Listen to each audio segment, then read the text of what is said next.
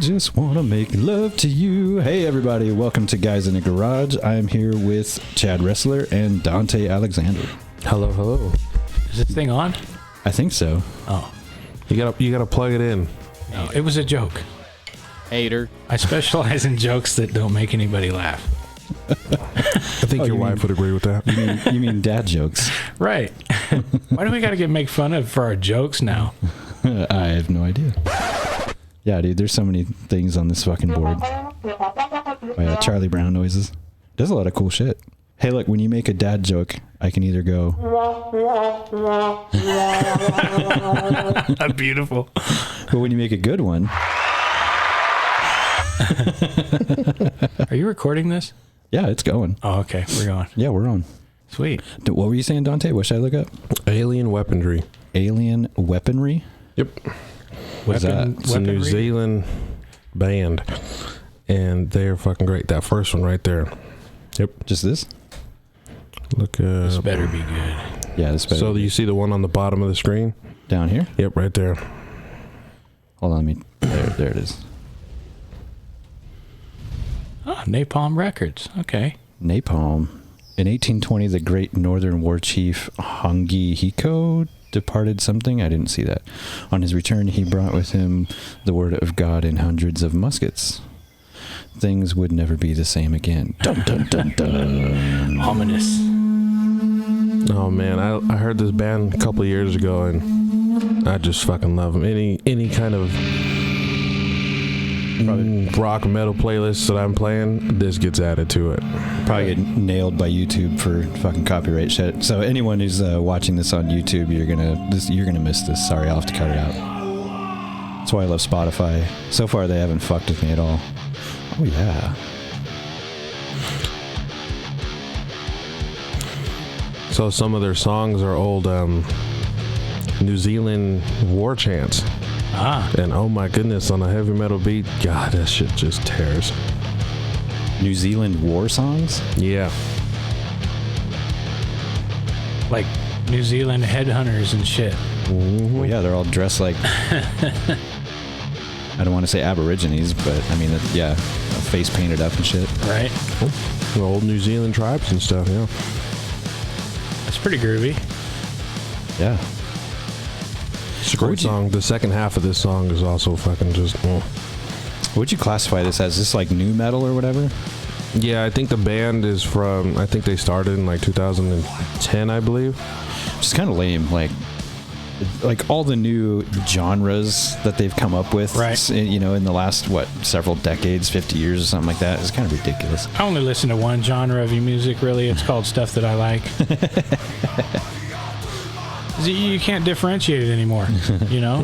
or as Beavis and Butthead would say, no thanks. I only like stuff that doesn't suck. Right. So much talent-free music out there right now. It's just... Oh, yeah. Yeah. It's hard. Death to false metal. I got this other playlist on, because I use YouTube Music, and you know, you can find like I don't know about Spotify, but you can find like community playlists and stuff. Right. They have a folk metal. On what service you're talking about? YouTube Music. YouTube okay, Music. Yeah, YT. Yeah. It's called Folk Metal for the Ages or something like that, and it's just got a bunch of. I'm going to say that anything that we play on this show is for educational purposes because we're sitting here and we're discussing it and we're talking about it. Right. Yeah. So if anybody wants to bitch, yeah.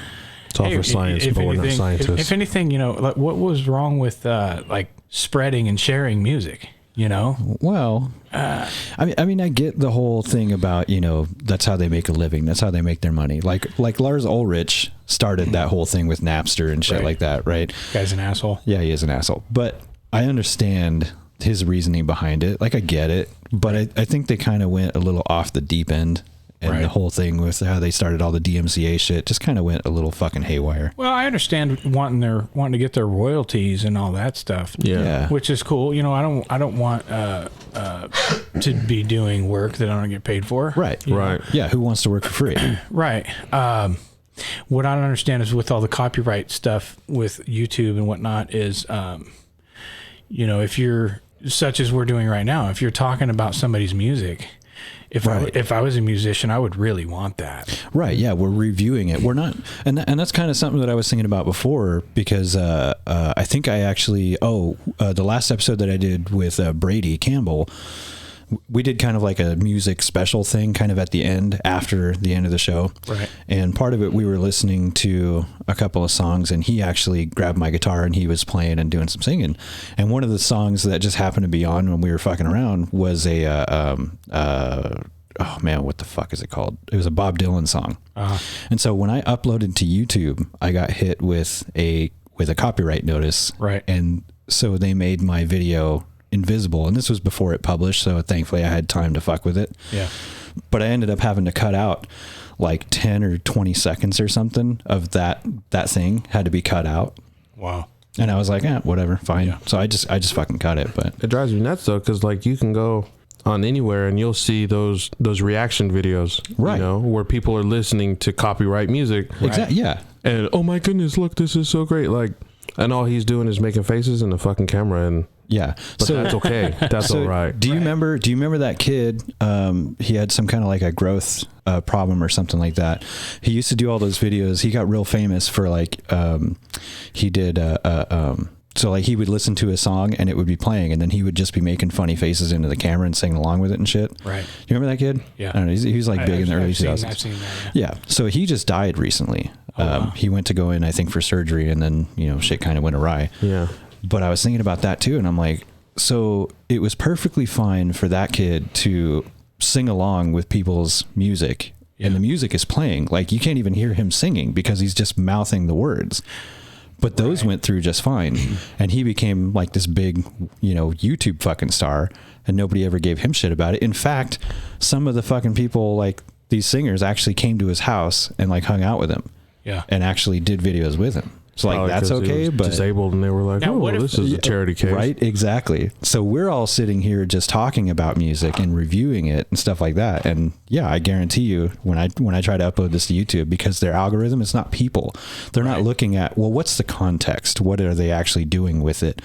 All they know is a computer reads the audio. Yeah. Yep. And it sees that a song is playing that's recognized, and now it's what if we were to play a YouTube? Cheers, by the way, guys. Oh yeah. Oh, cheers. Cheers with the good old Glenfiddich. Thanks. Fuck yeah, Glenfiddich Scotch. So what if we were to play a video of a drum cover? That's spicy. A drum cover? That's interesting. So look this up. I bet it wouldn't pick it up, right? Because it's a cover, and I bet you the audio wouldn't match what they have registered. The rest of the music would match. You think so? Yes.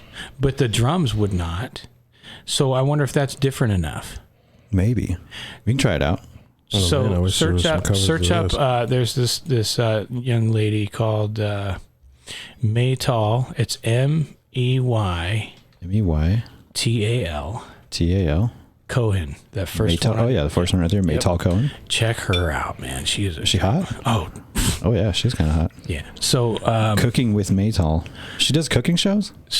Scroll down to like he likes looking at her feet. That's why do the Rush one right there. She does cooking shows and she's a drummer? I've never seen her do a cooking show. Oh, yeah, now she's super hot. Yeah. She's from Israel. She's Jewish. Oh. And she's Kidding. Jesus Christ, I'm kidding. God. What else would help me save money? Okay, I should probably watch the jokes on that one. She's gonna help you work on your portfolio, bro. Click on this one here. This one's really good. Is it? Oh, Avenged Sevenfold. Yeah, that probably is a good one. She teaches drums, and she's really good. She's amazing. Yeah, I bet she's amazing to watch and to listen to. I remember this guy first showing me her feet, and he was like, she plays. I did show you this, didn't I? Showed you her feet? A lot of times, there's some videos where she plays barefoot, and the comments are funny. He was in the comments. I just want to point that out. I bet. Were you in the go. comments like, let me see your feet? Guys like to suck on Can you those do toes. a video where you play the drums, but you only show your feet using the kick? Can you do that? Do you have a foot fetish? No. No? Not really. Yeah, No. you do. Christy told me. A girl can't have bad feet. Okay, yeah, I get that. Let's be honest. I don't have a foot fetish, Yeah. but I appreciate a woman with nice feet. I was actually just suck on talking about Mariah's this with my toes. wife the other day. I had This kid that I grew up with, I had a major crush on his sister when I was like 12, 13. Wait, what? And like His own sister? I had a crush on his sister. Oh, gotcha. Sick fucker. What was wrong with you? I never had a sister, so I don't know how that works. I'd probably have a crush on your sister. No, she was like super cute and like cool. And then I stayed the night at his house once, got up early the next morning before he did, and his sister was out like sitting on the couch watching cartoons. Right. And then I saw her feet, and that totally killed it for me. She had really gross feet. Oh, it's terrible. That sucks. Yeah, there's certain things, I mean, that you can put up with. Yeah. You know, like a little extra weight. That's fine. Oh, That's yeah. fine. My thing is teeth. Teeth? They got bad teeth. Bad oh my teeth, goodness, yeah. I can't even look at you. Like, not even trying to be mean, but it's hard. Talk about teeth. This girl's got some teeth on her. They're bad. nice, Ooh, but look at those man, tomorrows. there's a lot of teeth there. Too bad.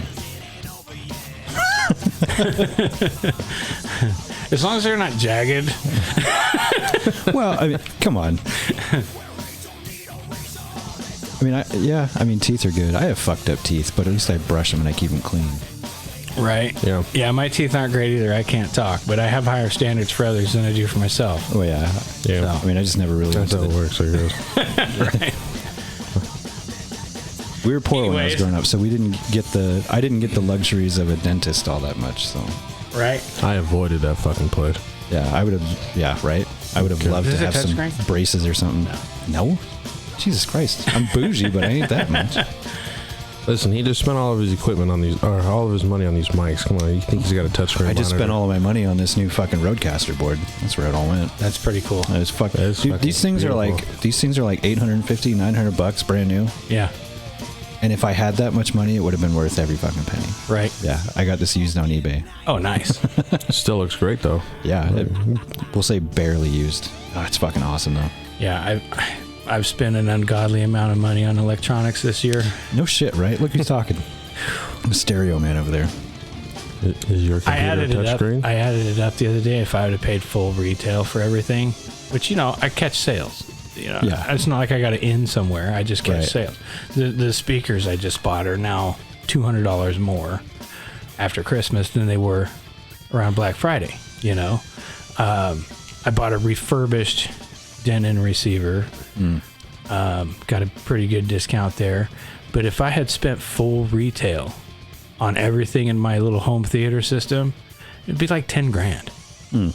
We added it up, and that includes everything. That's like the Blu-ray player, the TV, the speakers, the stereo, the preamp, the for the record player, the record player itself, the upgrades I've done to the record player. Yeah.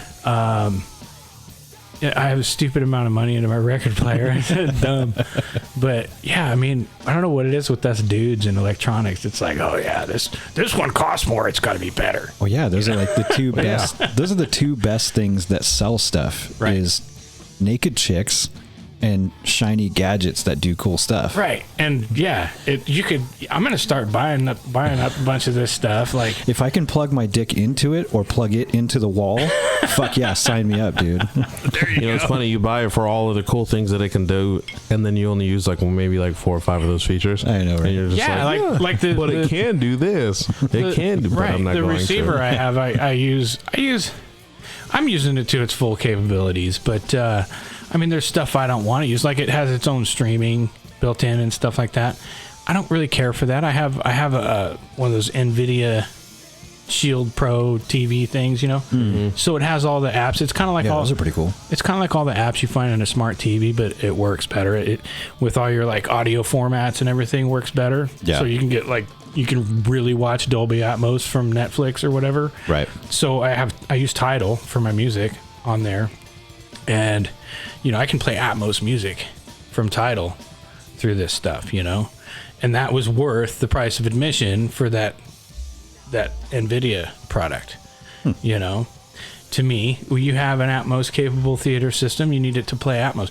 I have the top of the line LG TV, and Fuck, that right there was like $1,500 Oh, at least. shit, right? and more than that. Yeah, I know. But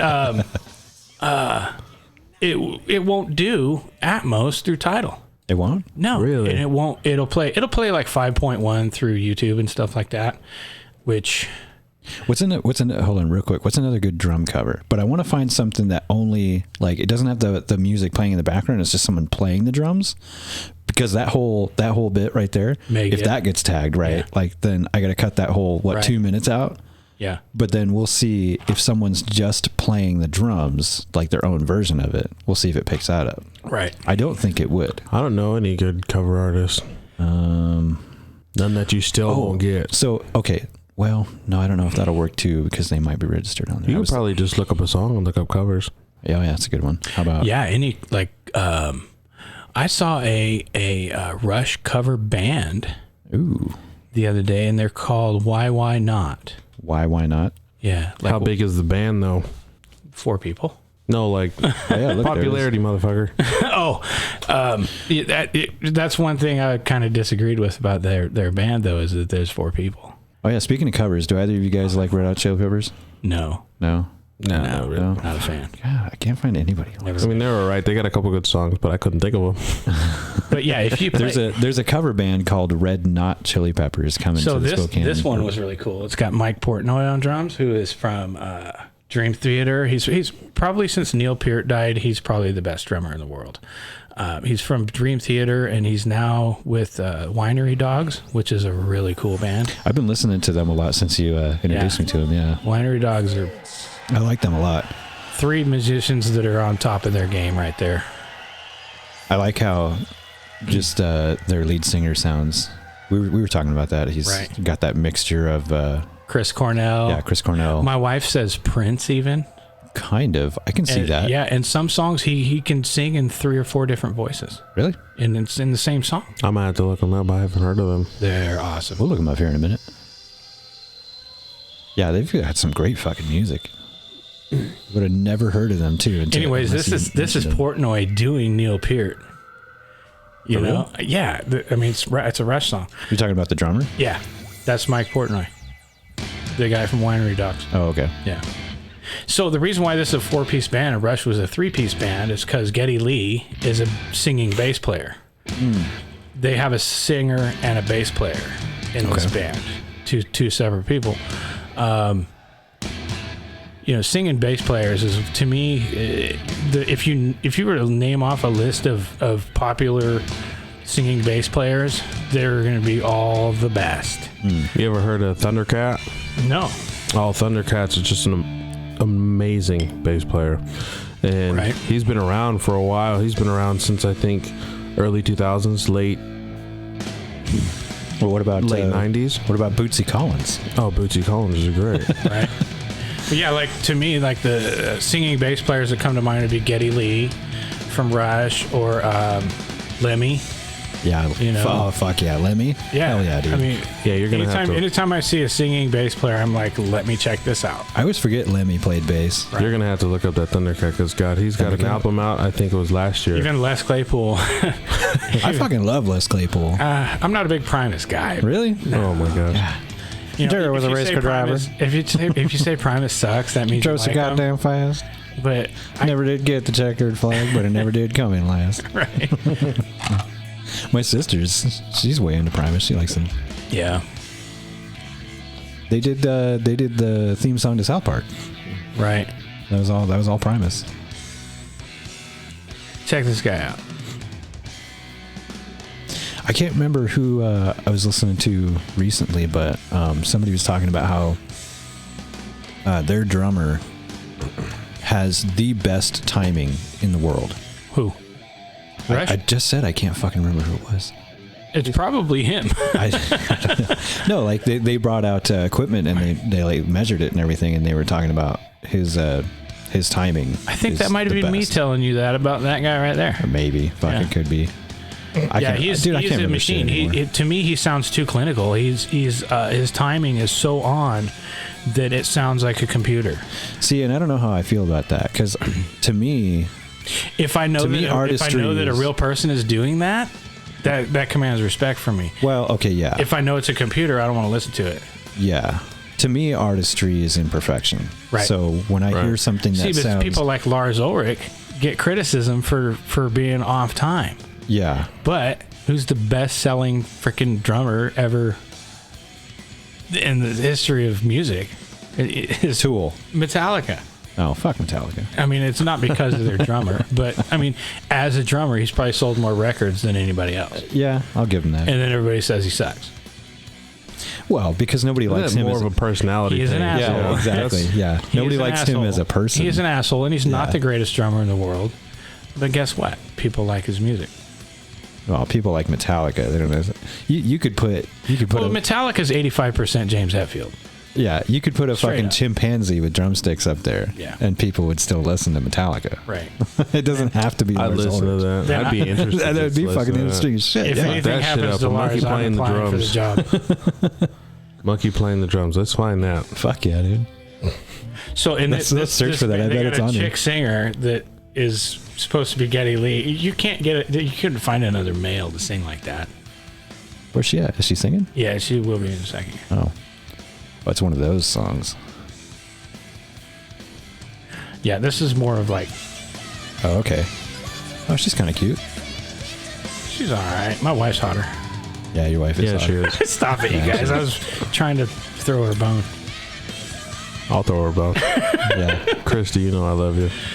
Yeah, she's never gonna hear this. she might. She heard the last one. She was like, I'm gonna text her. I'm gonna tell her to listen. I'll tell her. I'll give her a shout out. now, if you guys want to send this to her, there's a whole bunch of shit we can't talk about now. So you done ruined it. No, no, we can. You can't. I'll just send her a dick pic first with just a link to the episode. I'll send her a black dick pic. There you go. She'll totally click on it. Find one with the gold letters. As a photographer, I've always wondered how those even show up in a picture. I used to send my wife dick pics, but it was a random picture of like Richard Nixon or Dick Van Dyke or something. Like, here's my dick pic. So, Yeah, she's not bad. so we all have a friend named Casey, a female named Casey. Pretty great. And you guys all know the story, but I'm going to tell it to this microphone real quick. I have a picture of a guitar pick, and it's like a gold guitar pick, and it says dick on it. And so I texted her one day, and which I don't do often. She's a friend's wife. She's Tim's wife, and you just don't text your friends' wives that often, really. Especially at what, 9 o'clock at night, 10 o'clock at night. I don't know what time it was, but I texted her. I had this picture, and I'm like, okay, this is gonna be fun. So I texted her. I said, hey, I want to send you something, and then I paused for a few minutes, and I texted her again. I said, you might not want to show this to Tim. And I paused for a minute, and then I sent her the picture of the guitar pick that has the word dick on it. And apparently, as I was texting all this stuff to her, her phone was in Tim's hand. And they were looking something up or whatever, and it just happened to be that the phone was in Tim's hand. So as he told me, that he was sitting there receiving these texts, and he was just going, what the fuck, Chad? What the fuck? And she's like, what? And he's like, Chad's trying to send you something. And then I sent the picture, and immediately they texted me back the whole story of how it went down at their end. And I thought it was pretty funny. That's hilarious. That shit was so funny. Tim's like, I was so mad, and then I saw it, and I was like, okay, never mind. It's just Chad being Chad. Oh, there we go. Oh, we got a monkey playing the drums.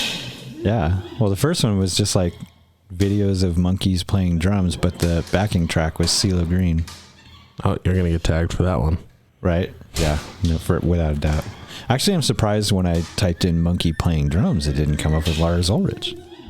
Oh, come on. That's a dick playing drums. Which I'd still be like, I'd still see that. I'd still watch that. Yeah. Okay. I went to a Metallica concert in Spokane a couple years ago. Thundercat, I them remember changes. that. I wish I And, could have gone to that, actually. We were right up front. We bought early entry tickets and all this stuff. Yeah, I know who's bougie, you fuck. Yeah. Right. So we got front row tickets. we got right up No front. big deal. There was like two people in front of us, and we're right up front. And when the band started making their way to the stage and stuff, they come through an aisle in the crowd. And then there's around the stage, there's a 5 or 6 foot between the barriers and the actual stage. And Lars comes walking by there. You're talking about at Spokane Arena? Yeah. Well, the way Metallica sets up their stage, they put their stage Right. in the middle of the arena, and then there's people all the way around it. Which sucks because the people on the one side are staring at everyone's back. Well, they play facing in every direction. Oh, do they? Yeah, and then they move around the stage as the show goes. Okay. So I'm thinking probably of like Super Bowl shows because I always right. So I always thought that was cameras. shitty. Yeah. So for one song, you might have James Hetfield right in front of you. For the next song, you might have Rob playing bass right in front of you. You know, so there's basically like 4 sides to the stage, and they kind of move around. But the spot where we were at is where James Hetfield spent probably 60% of the time there. So we were kind of front and center. But as the band made their way toward the stage, and they came out one at a time, and the only people that knew that was happening were the people that were right up front. The people behind us probably couldn't even see them.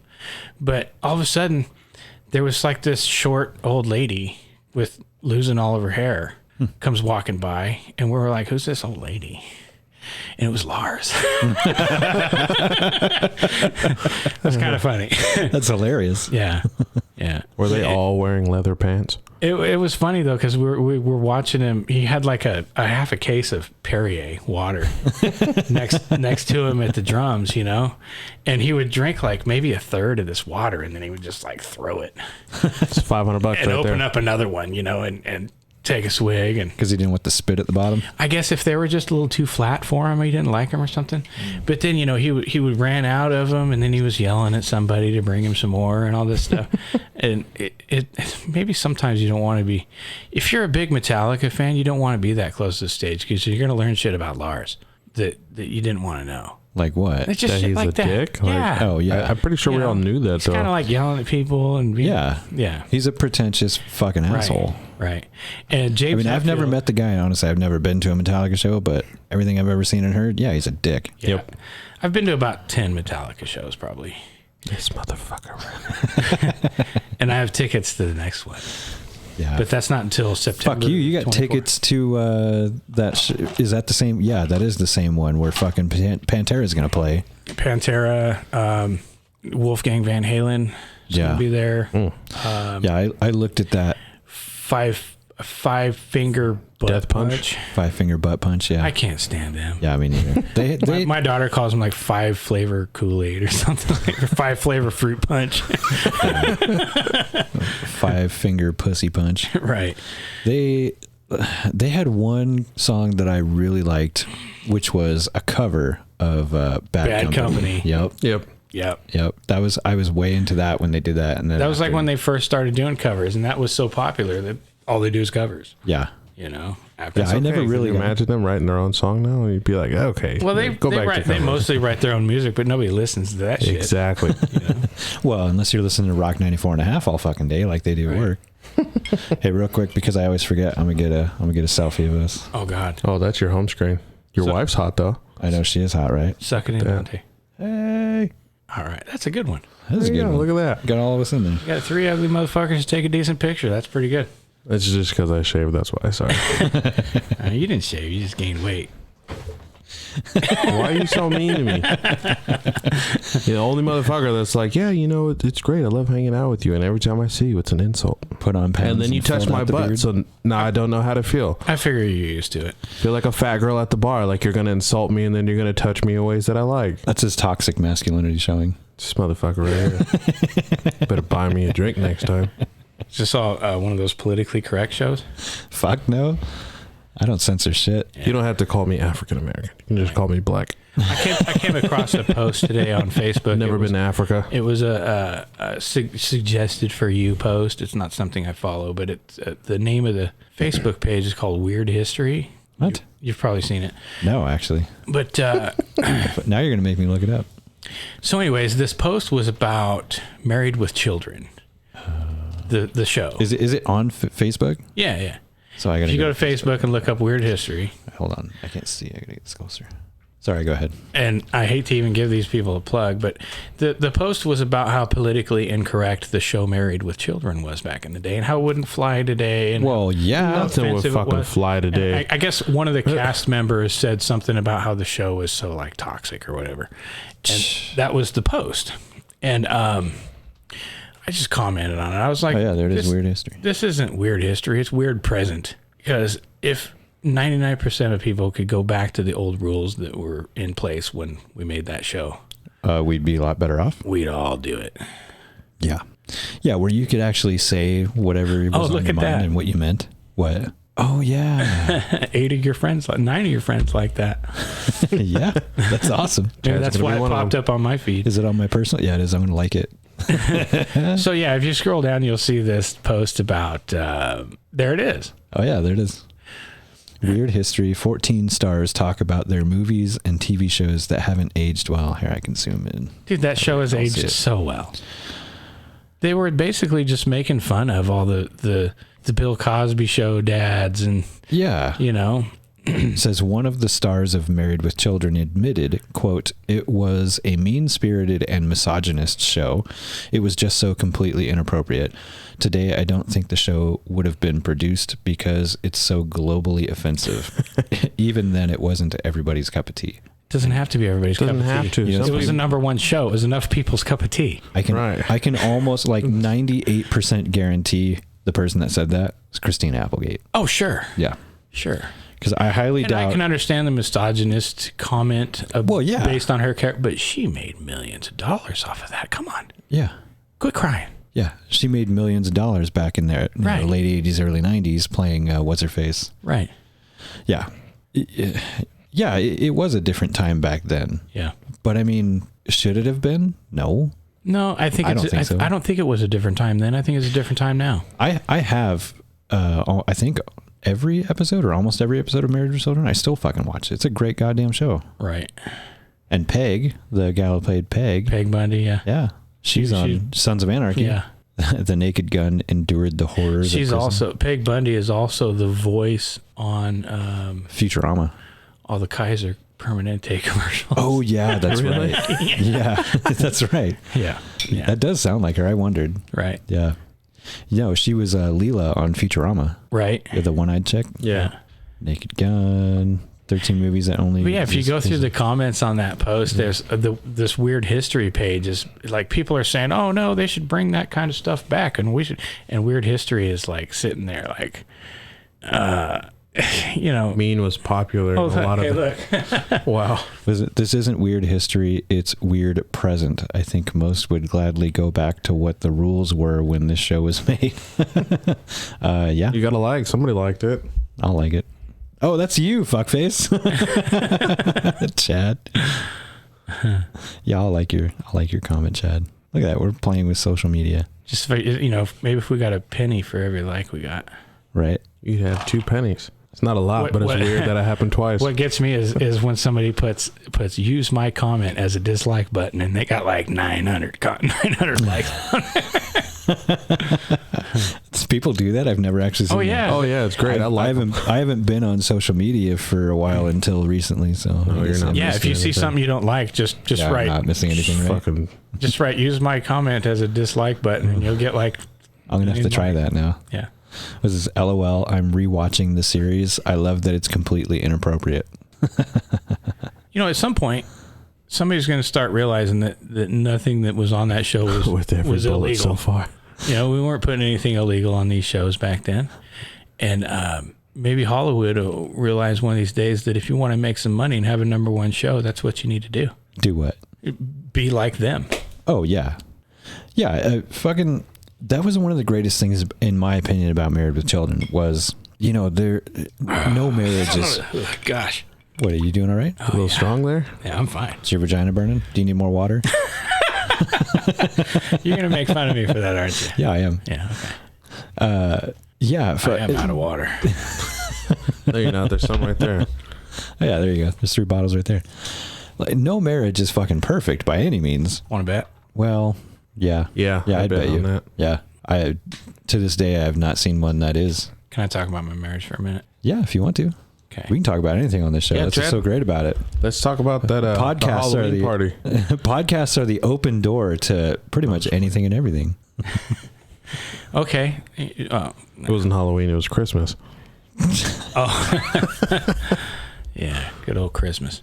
No, I just been married for a long time, and I feel like it gets better all the time. Me and my wife talk about that even, you know. Yeah.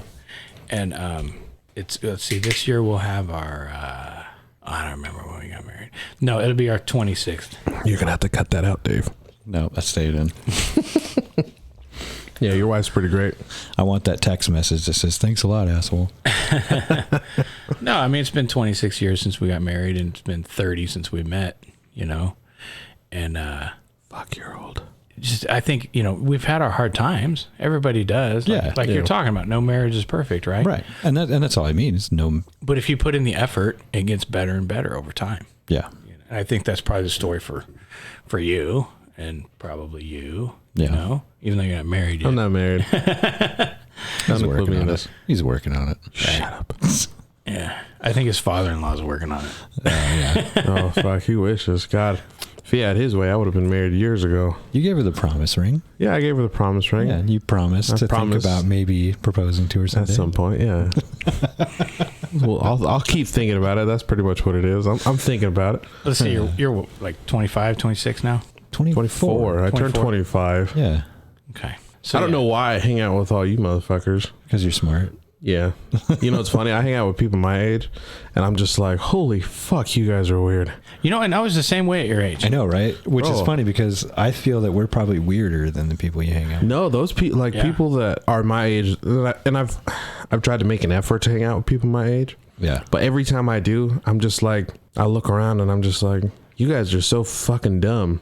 Like I'll hear stories about people spending like a whole paycheck on shit that they can't afford, still living in their mom's basement or fucking their parents' house, Yeah. but making no effort to do anything progressive in their life. And I'm just like, right.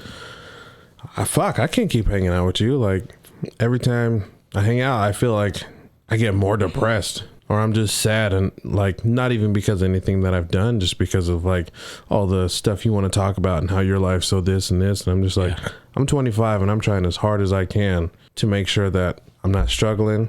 Everybody under my house is provided for. Yep. And then I can make good financial decisions. Talking to people my age about financial stuff is just weird. Like, Yeah. oh, I can't afford to put gas in my car because I wanted to get the new graphics card for a PC. Like, cool. If you can Yeah. afford it, cool.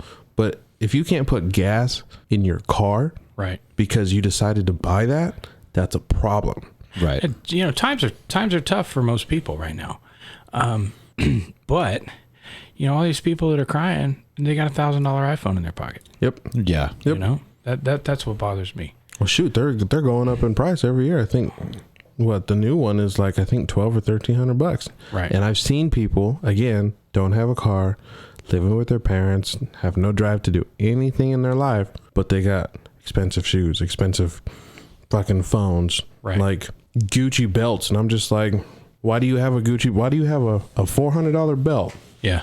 but you don't have a car? The way I've always seen it is, if you are the type of person that has to buy the best stuff, just buy stuff less often. Right. You know, Like, there's nothing wrong with wanting quality stuff. right. However- Save up, wait, don't use your gas money.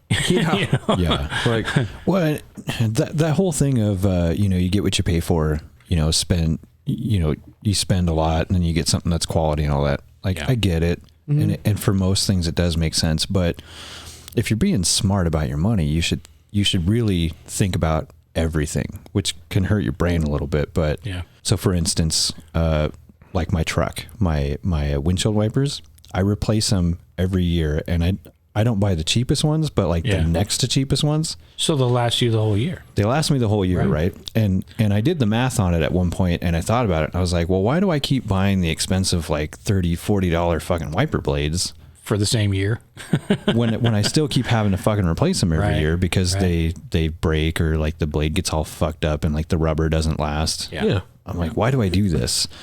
Right. So I looked at it and I'm like, okay, well, if I spent a little bit less and I bought the cheaper ones that I still have to replace every year, what the fuck does it matter? It's things like that. You have to take into consideration, like, what is your added value? What are you actually spending your money on? Right. Yeah. I've had these talks with my dad about, like, I mean, my dad, when I was growing up, he worked 3 different jobs, constantly fucking working. And I just saw him the other day on my little brother's wrestling tournament, and like, we were talking, and it's like, when I buy stuff, I want to buy something that is a good price and it's good quality. I make enough money now to where I don't have to buy the cheapest thing. Like, depending on what it is, sometimes, like you said, it's smarter to just buy something that you're going to have to constantly replace. There's no need to spend fucking $40 on windshield wipers when you can get them for like $10. Right. You know? And we were talking, and I was just telling him, I was like, I've gotten to the point in my life where I want to buy something that's good. There's good quality that'll last me, that I can enjoy and not have to feel like, oh, well, I still have to buy the cheapest stuff because I'm not rich. Like, no, I'm not rich, but I still deserve to have the quality items. You know what I mean? I like to look for the thing that's going to keep me from having to upgrade anytime soon. Yeah. Exactly. So then you're buying twice. Yeah. Buy once, cry once. Yeah, right. Yeah, you're buying up into, the next few years, so you don't have to. If it makes sense. Yeah, if it makes sense, right. Yeah. No, I think with you, Dante, it's very rare that you find anymore someone at your age who thinks about these things. Somebody who says to themselves, like, okay, I'm going to be smart with my money, and I don't need to worry about, the next biggest thing. It's very rare anymore because everybody's always looking for the next biggest thing. They always, oh, well, they have this and they have this, and why don't I have that? Blah, blah, blah. And you're just like, fuck, I'm cool. Yeah. I'm good with what I got. When I'm ready, then I'll move up. But I also think that that's because you had good parents. You had parents that taught you the value of the things that you have, and to look at these things and respect what you have now and take care of it. Yeah. Yeah. I've never met your parents, but from what you talk about all the time, they're fucking great people. Oh, I bet you my dad would. I heard all the other stories. Well, I bet my dad would probably have a great time on this. Bring him on. Talk him up, dude. I would love to have your dad on here. Wasn't he? Your dad was a teacher at one point, wasn't he? Oh, he is. He's is he still? Well, he's not necessarily a teacher. I mean, he's got all the stuff to do it, but he's actually somewhere right in the middle where he works with like troubled kids and stuff, like people that have a hard time dealing with the normal class setting. Right. That usually get, like, the kids that get sent out of class and sent to the other classroom. You know what I mean? The alternative school fuckers. Yeah. Well, not necessarily. Just like so the he's kids the detention guy. This is where I should have been. He's the detention guy. No. So like these kids, they'll like be like, okay, well, I can't seem to be productive here. They'll get in trouble and they'll go to his room. They'll do all their work, and he'll even tell me, this kid is having problems in his class. He came here, did it in 15 minutes, and then was like, hey, Mr. Alexander, can I just hang in here and just chill? Well, my dad, he creates this piece in his room, because he's got his own room now, where the kids feel welcomed and they feel comfortable. So these kids that are acting out in class or just don't straight up want to be in that class, they'll go to his room, they'll do their work, and they'll be successful there. And he's like, I can help you. I can do all this. I can show you a way to do this, help you through that. We can find a way. If I don't know it, I can get somebody that can. You all right there? Yeah, I'm all right. Okay. I'm crying a little bit. Sorry. But my dad's he's great. I think he would be fun to have on this. I'll have to. Yeah, he sounds like a great guy. We've talked about him several times. Yeah, if you want to talk to him, see if he'd be into it. Cool, dude. I'd love to have him on here. That'd be cool. Yeah, he'd be great. Either him or the both of you or something, whatever he's comfortable with. I find that really interesting that you have such a great relationship with your dad. Yeah, it's grown throughout the years, luckily. Shut the fuck up, Dad. I know, we gotta ignore that. No. No. See, I don't have that. That's why I say that. Wow. Yeah. I'm black. I know. I thought that's what he was going with too, right? No, it was. No, that's where he was going. I didn't even notice. I love you. I thought it was going to be one of those jokes like, well, apparently your mom didn't hear once you go black, you never go back, or something. You're a single mom or whatever. No, I only do jokes nobody laughs at. No shit. Stop laughing, Dave. Yeah, we finally got to use it. It worked. Perfect timing. No. No, but going back to like how your friends are all older than you, you know? Oh yeah, everybody. So I think you're the youngest one. Out of all your friends? Yeah, For you real? guys are the only ones I hang out with. Oh, For real. right. Yeah, probably. And everybody else. Yeah, is Chad's just- older as fuck, so he's older than I am. Yeah, Yeah. which is weird because his wife looks like she's 25. I know, right? The closest friend that I had at your age is in his 70s now. Damn. When I was your age, my closest friend is in his 70s right now, and I'm 45. I think we'll be there in a couple of years. Yeah. About 20, 30. So let's say you're 25-ish. When you're 45, I'll be 65. Close. Yeah. We're getting there. We're getting there. So you're still going to be an old fuck. I'm always going to be an old fuck. When he's almost an old fuck. Right. No, Yeah. I'm not that old. Yeah. Come on. 45. I mean, I'm And still, I'll be I'm a still little bit- pissing over houses, man. I'll be I'll be just about an old fuck. You're what? You're like 38 or 9? What year is this? Yeah, almost 30. Wait, no, January, February. Yeah, almost 38. Okay. I don't so pay you're pretty attention. old. I don't pay attention to this shit. I don't know how old I am. I fucking hate my birthday, to be honest with you. When's your birthday? June 12th? What? That's like right when the weather gets nice, but it doesn't get too fucking hot. Yeah, it's perfect. Because if I want to go camping for my birthday, it's like the greatest time to do it. Yeah. Yeah. Why are you complaining? I didn't say I was complaining. You just said you hate your birthday. Well, okay, I don't give a shit about getting older. I hate any holiday that involves presents. Oh, that's Really? Yeah, to be honest with you. I hate when somebody else's birthday and I got to give them. I just don't show up. Not hate, but they're not my favorite. Like my birthdays and Christmas and stuff like that. And the reason why is because, well, Christmas in particular, because I have to shop for other people and I'm fucking horrible at shopping for other people. I understand. If you don't give me a list of what you want, then you're probably going to get a can of silly string and, a fucking Rubik's Cube or something, because that's shit that I would play with because I'm like 12. You can do a lot of shit with silly strings. So I mean, Yeah, you can. I wouldn't even be upset. I'd be like, wow, this is great. And then Mariah, you'd look at her and her face would be like, oh, fuck.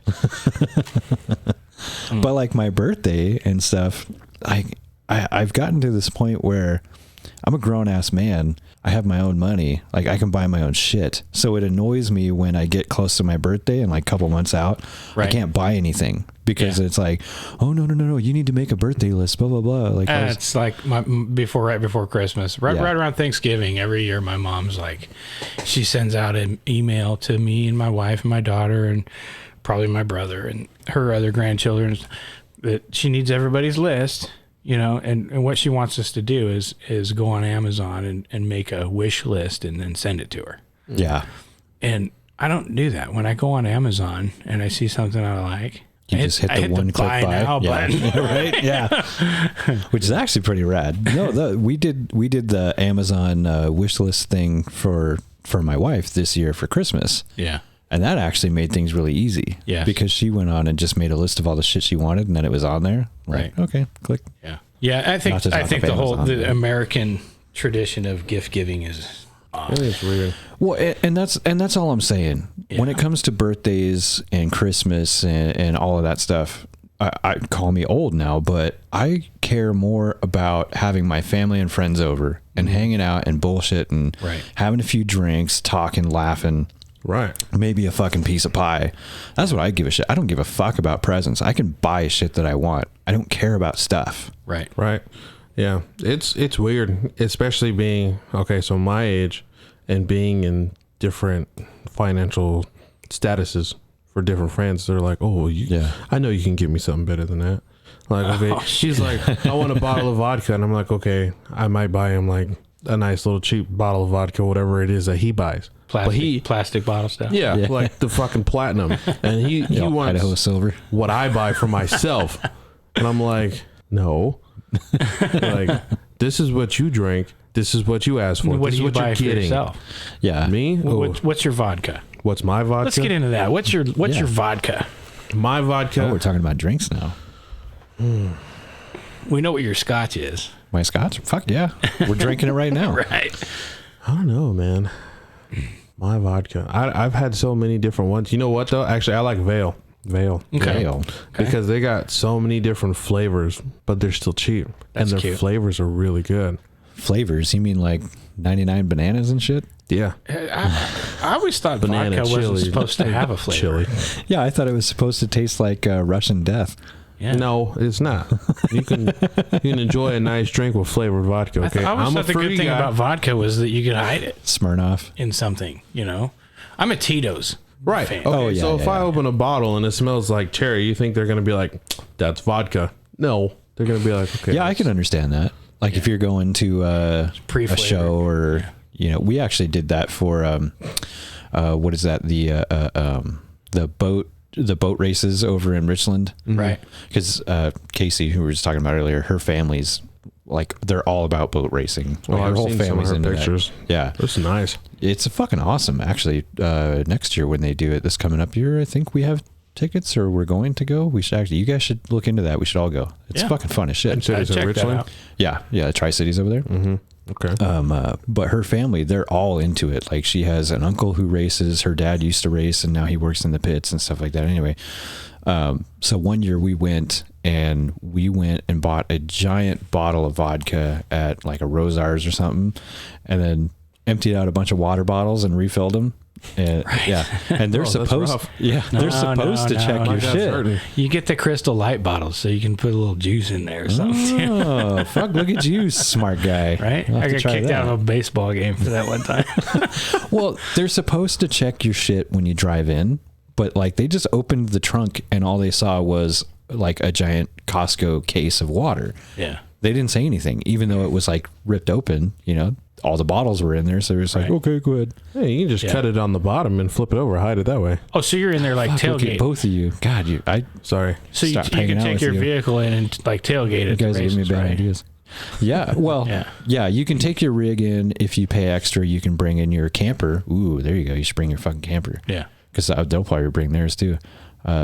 Yeah, and then they have like a whole section that's like for everybody's campers and shit, and then there's just car parking and Are whatever they going else. to check my camper for liquor? I don't know. It's a good question. That might be kind of tough. I don't think they do, but I wouldn't know. I've never taken a camper there. Right. You could ask Casey; she would know. Right. It's a good question. I remember Yeah. seeing the pictures, I think, of last year. And yeah, It's a shit ton of it fun. looks super cool. Yeah. Like I've seen, Yeah. you know, All the I've women are seen- wearing their big coats and stuff. Yeah. What? Never seen a bikini that looks Such like a coat. horn dog. What? Nothing. Don't look at me like Oh, that. I don't go to boat races. to Beautiful look at eyes women. of yours. God. Gosh. I've been married for a long time.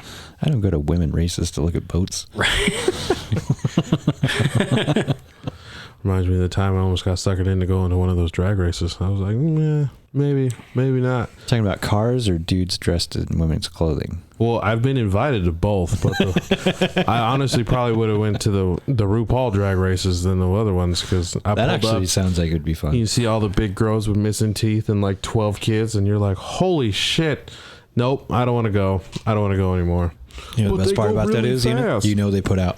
Yeah, I can tell. The whole trailer park's hit at least twice. You know what's funny is if you go on YouTube and watch like the mud bog championships and stuff. I'd go to those ones. Those are the hot country girls. I want to go to Moe this year. That'd be fun. Yeah.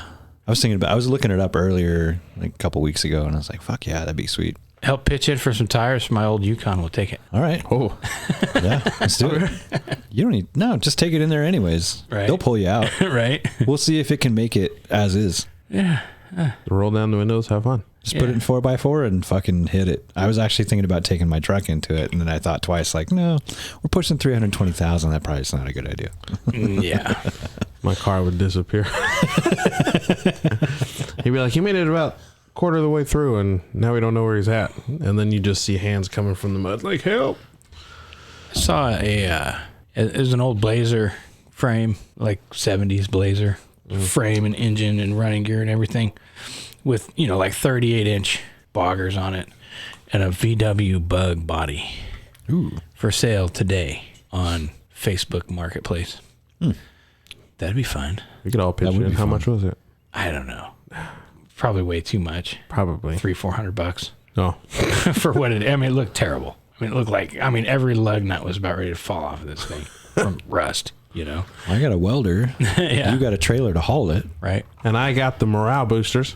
See? He could be our driver. Yeah. Yeah. I'd freak out. I'd be like, oh my God. You and your girl could make like signs and shit and paint it up. We can do that. I'm down. Yeah, that'd be sweet. Right. We could lather them all up with butter so all the girls cheer for him. I'll just put like a olive oil, bro. No, at Moy Springs, those girls want butter. Butter. Yeah. The big girls, they want butter. They want, no, I'm okay. Maybe. Do you think we could find some leftover bottles of Aunt Jemima? Probably. That's offensive. Probably. Yeah, you're not supposed to call it Aunt Jemima. What's the new name?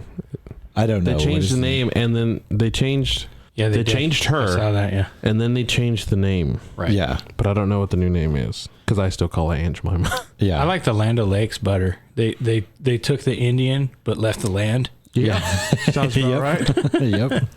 Or they got rid of They got rid of the Indian but kept the land. Yeah. Yeah. Isn't that Like great? we haven't heard that story before. Right. It's like, oh, this seems all too familiar. Yeah, right. Yeah, I was talking to somebody about this earlier last week about the whole Aunt Jemima thing, and they were like, "Yeah, isn't that fucked up? Like that woman worked her ass off to build that entire brand and created the bottles and everything that looked like her and all that shit." And then they're like, "No, that's offensive." Yeah, they were like, well, it was a white company that did it. Yeah, but she did it. She got paid for that. Right. She, like, I'm Right. sorry, but you're not just going to be made the face of a big brand like that in, what year did it come out? Fuck, I don't know. We got Google. Look it Let's look it up. Yeah, but You that's use the thing. Firefox. Don't bring Google into this. Yeah, fuck Google, right? Well, I got Google I use Pixel. You better be DuckDuckGo. careful. I use the DuckDuckGo. I need to turn my mic off now. What are we looking at? When was Aunt Jemima created? Yeah. Yeah. Don't ask me how to spell it. Yeah, there we go. When did Aunt Jemima start? Let's go for that. What, 50s? Oh, look at that. We can look at a wiki Ooh. because that's always accurate information, right? History. Let's see. 1888. St. Oh, Joseph shit. Gazette editor Chrissa wrote his friend Charles about a small flour mill. 1889. Yeah, I think the 90s? pancake mix came first, didn't it? Yeah, I think so. Yeah, I think it did. It was the pancake mix and then the syrup. Yeah. Okay, so I mean, for all intents and purposes and inaccuracy, we'll just say 1888 to 1889, somewhere in there. And they started with the pancake mix is essentially what this is saying. So Aunt Jemima started in 1880s. Yeah, and Quaker Oats purchased Aunt Jemima, according to Wikipedia, Wow. in 1926. Goodness. Purchased the Aunt Jemima Company. Right. The There. old white guy on the Quaker Oats bought the black girl. Right? Yeah. That's fucking hilarious. That's great. That's not politically correct. Oh, fuck, you're right. We need to rewrite that. Pay them $1 so you can change it. Still, though, like, you had to do what you had to do back then and play the game. Yeah. And she knew how to play the game. And she did. I mean, Yeah. what, her face survived for 100 years? Yeah. Because it wasn't until recent that they changed it. 140 years, 135 years. Yeah. Yeah. And now you're going to And- take her face off of it and Yeah. basically disgrace everything she worked for. Yeah, now you're taking everything that she did because some part of it you thought was offensive for today's standards. Yeah. Well, I guess The hell? that all came from what I read about that was that it came from within that company. They decided to change it themselves. Well, yeah, but that's the same as the Washington Redskins. Exactly. Yeah. And what I heard about that, and don't fucking quote me, was that they put out somebody had brought up that it was offensive to Native Americans. Right. And so they put out like a questionnaire thing or some shit where they had asked several different tribes, hey, what do you think about this? You know, does this offend you, the Washington Redskins? And they were like, no, we didn't give a fuck. Right. Basically is what it came down to. Yeah. And they were like, you're offended. So they fucking changed it. So Yeah, just so they became Washington football team, and then They just Commanders want to Yeah. put it out there to everybody. So that, one Yeah. thing that though, they're cool now, you know. yeah, one right? thing that I always thought was absolutely funny. So I have Native Americans in my family, and so like half Black of Native them. Americans. Oh, I have. God, there's a plethora. God but damn. some of them were like, we don't really care, and then others were like, yeah, I mean, it's dumb, it's a stupid name, whatever. Like, it's easy to fucking change it. Just change it. because some people, again, didn't like it. But I've seen people with the Washington Caucasians on their shirt. And I thought it was the funniest thing because I was like, okay, I mean, that's pretty much what they're doing. I mean, why not? And so, like, I wanted one of those shirts for a while, but I could never find one to buy. And all the other ones, you know, they had holes and smelled like liquor. Yeah. But I thought it was funny because, like, some of them were like, yeah, you know, it's kind of. Wait, the shirt smelled like liquor? Yeah, the shirt smelled Had like lipstick all over. Smelled like liquor because they had Indians on them? Stop it. Stop it. You're going to get me in trouble. But I actually worked for an Indian tribe for a little while. oh, I did too. Yeah, so did he. Yeah. Yeah, you did too. I was a maintenance supervisor for a tribe in California. And I was in charge of maintaining all their buildings that were like their medical center. They had a dialysis clinic. I don't know why they needed that. But their office buildings, their community center, their gym and the pool and all that stuff, you know. And they also had a casino, but I was not involved with that, part of it. Be happy you weren't. Our casinos are a headache. All I can say is that was a fucked up job, man. I mean, I wasn't there for very long. It was like 5 months, and I was, I'm out. See you later. As you know, without getting too into the details and stuff, there was just shit that would happen. Like, you know, the bunch of kids would throw all the pool furniture in the pool while I'm on my way home from work. Well, shoot, we talked about it on my episode, how some of them, like some of them take care of what's theirs and others just shit on it. Right. Yeah. And I would have to like turn around and go back. I wonder if age plays a difference in that too. Or did you not notice that? No. Some of the older ones didn't care. Some of the younger ones cared more than the older. So I think it was more family based, like where the family was in the community, in how much they respected what it was that they had. But I mean, I couldn't be too sure of that. So interesting. Because like some families, it was weird talking to some of them because like, I mean, down there on the res, some families are just kind of like disregarded, and others are like. That's how the tribe I worked for really was too. So you know they all got their monthly paycheck and everything, but not everybody got the same amount. And well, it's based on bloodline, isn't it? Well, I think percentages. Yeah, there was status involved with it too. You know, it was just it was crazy. It was the weirdest thing I've ever seen in my life. The way that worked, and it's their thing, and more power to them. It's their deal. Yeah, that's their little country. You know. But yeah, I mean, I saw some things that happened. Like there was 4 or 5 guys that got together and they went into town and they bought a brand new Ford Focus for like 16, 17 grand, right? Brand new car. 4 days later, I was out there with a front loader picking it up and getting rid of it. The burnt carcass of it. And, you know, they did donuts in it and they jumped it. They, you know, did all kinds of shit to it for about 4 days. And that was their entertainment. And when they were done with it, I got a phone call.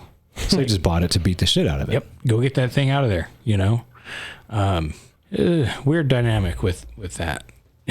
I guess it's easy come, easy go, you know? Yeah.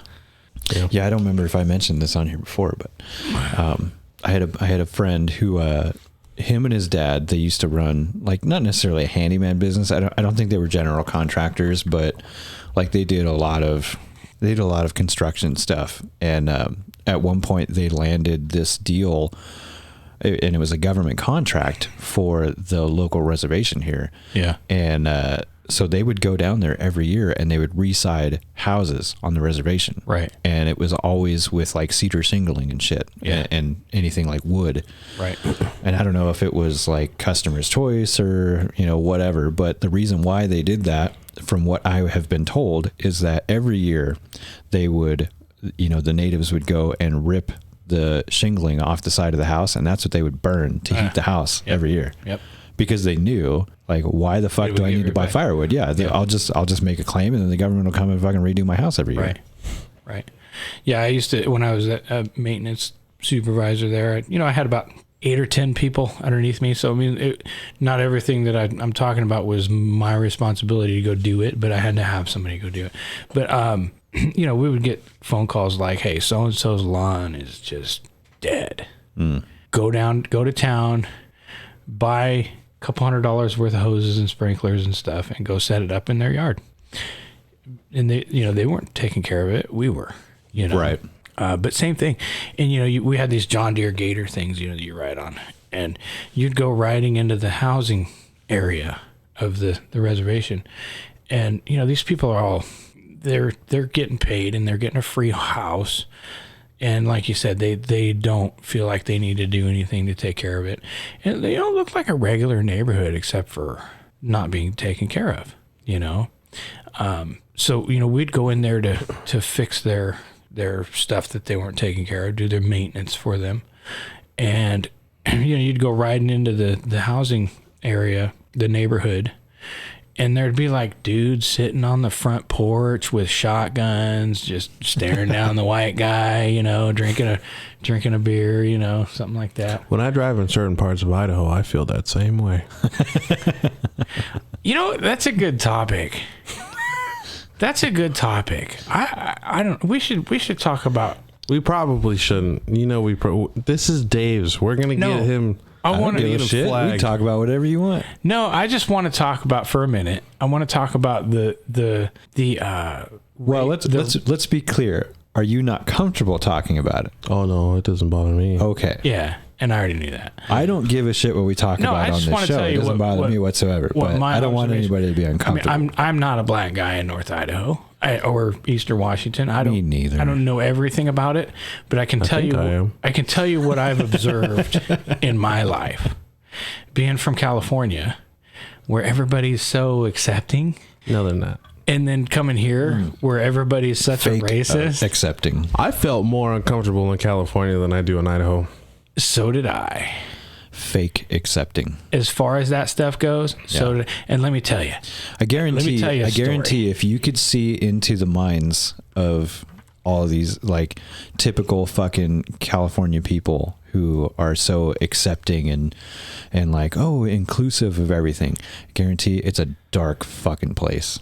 Yes. The shit that I'm about ready to give you an insight into the shit they think and don't fucking say is probably scarier than anything that comes up like on TV or anything else. So I have a family member, and that's why they do it, is because they feel fucking guilty. She'll never hear this, I don't think, but I still don't want to mention any names. Oh, you never know. Well, I'm not in contact with her, okay, or anybody in her household.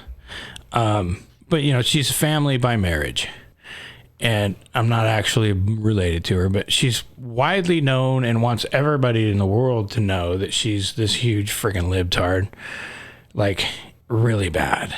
I mean, I grew up with this person. I've known her since I was very small, and I had to answer to her at times, and I always knew that she was just wrong-minded.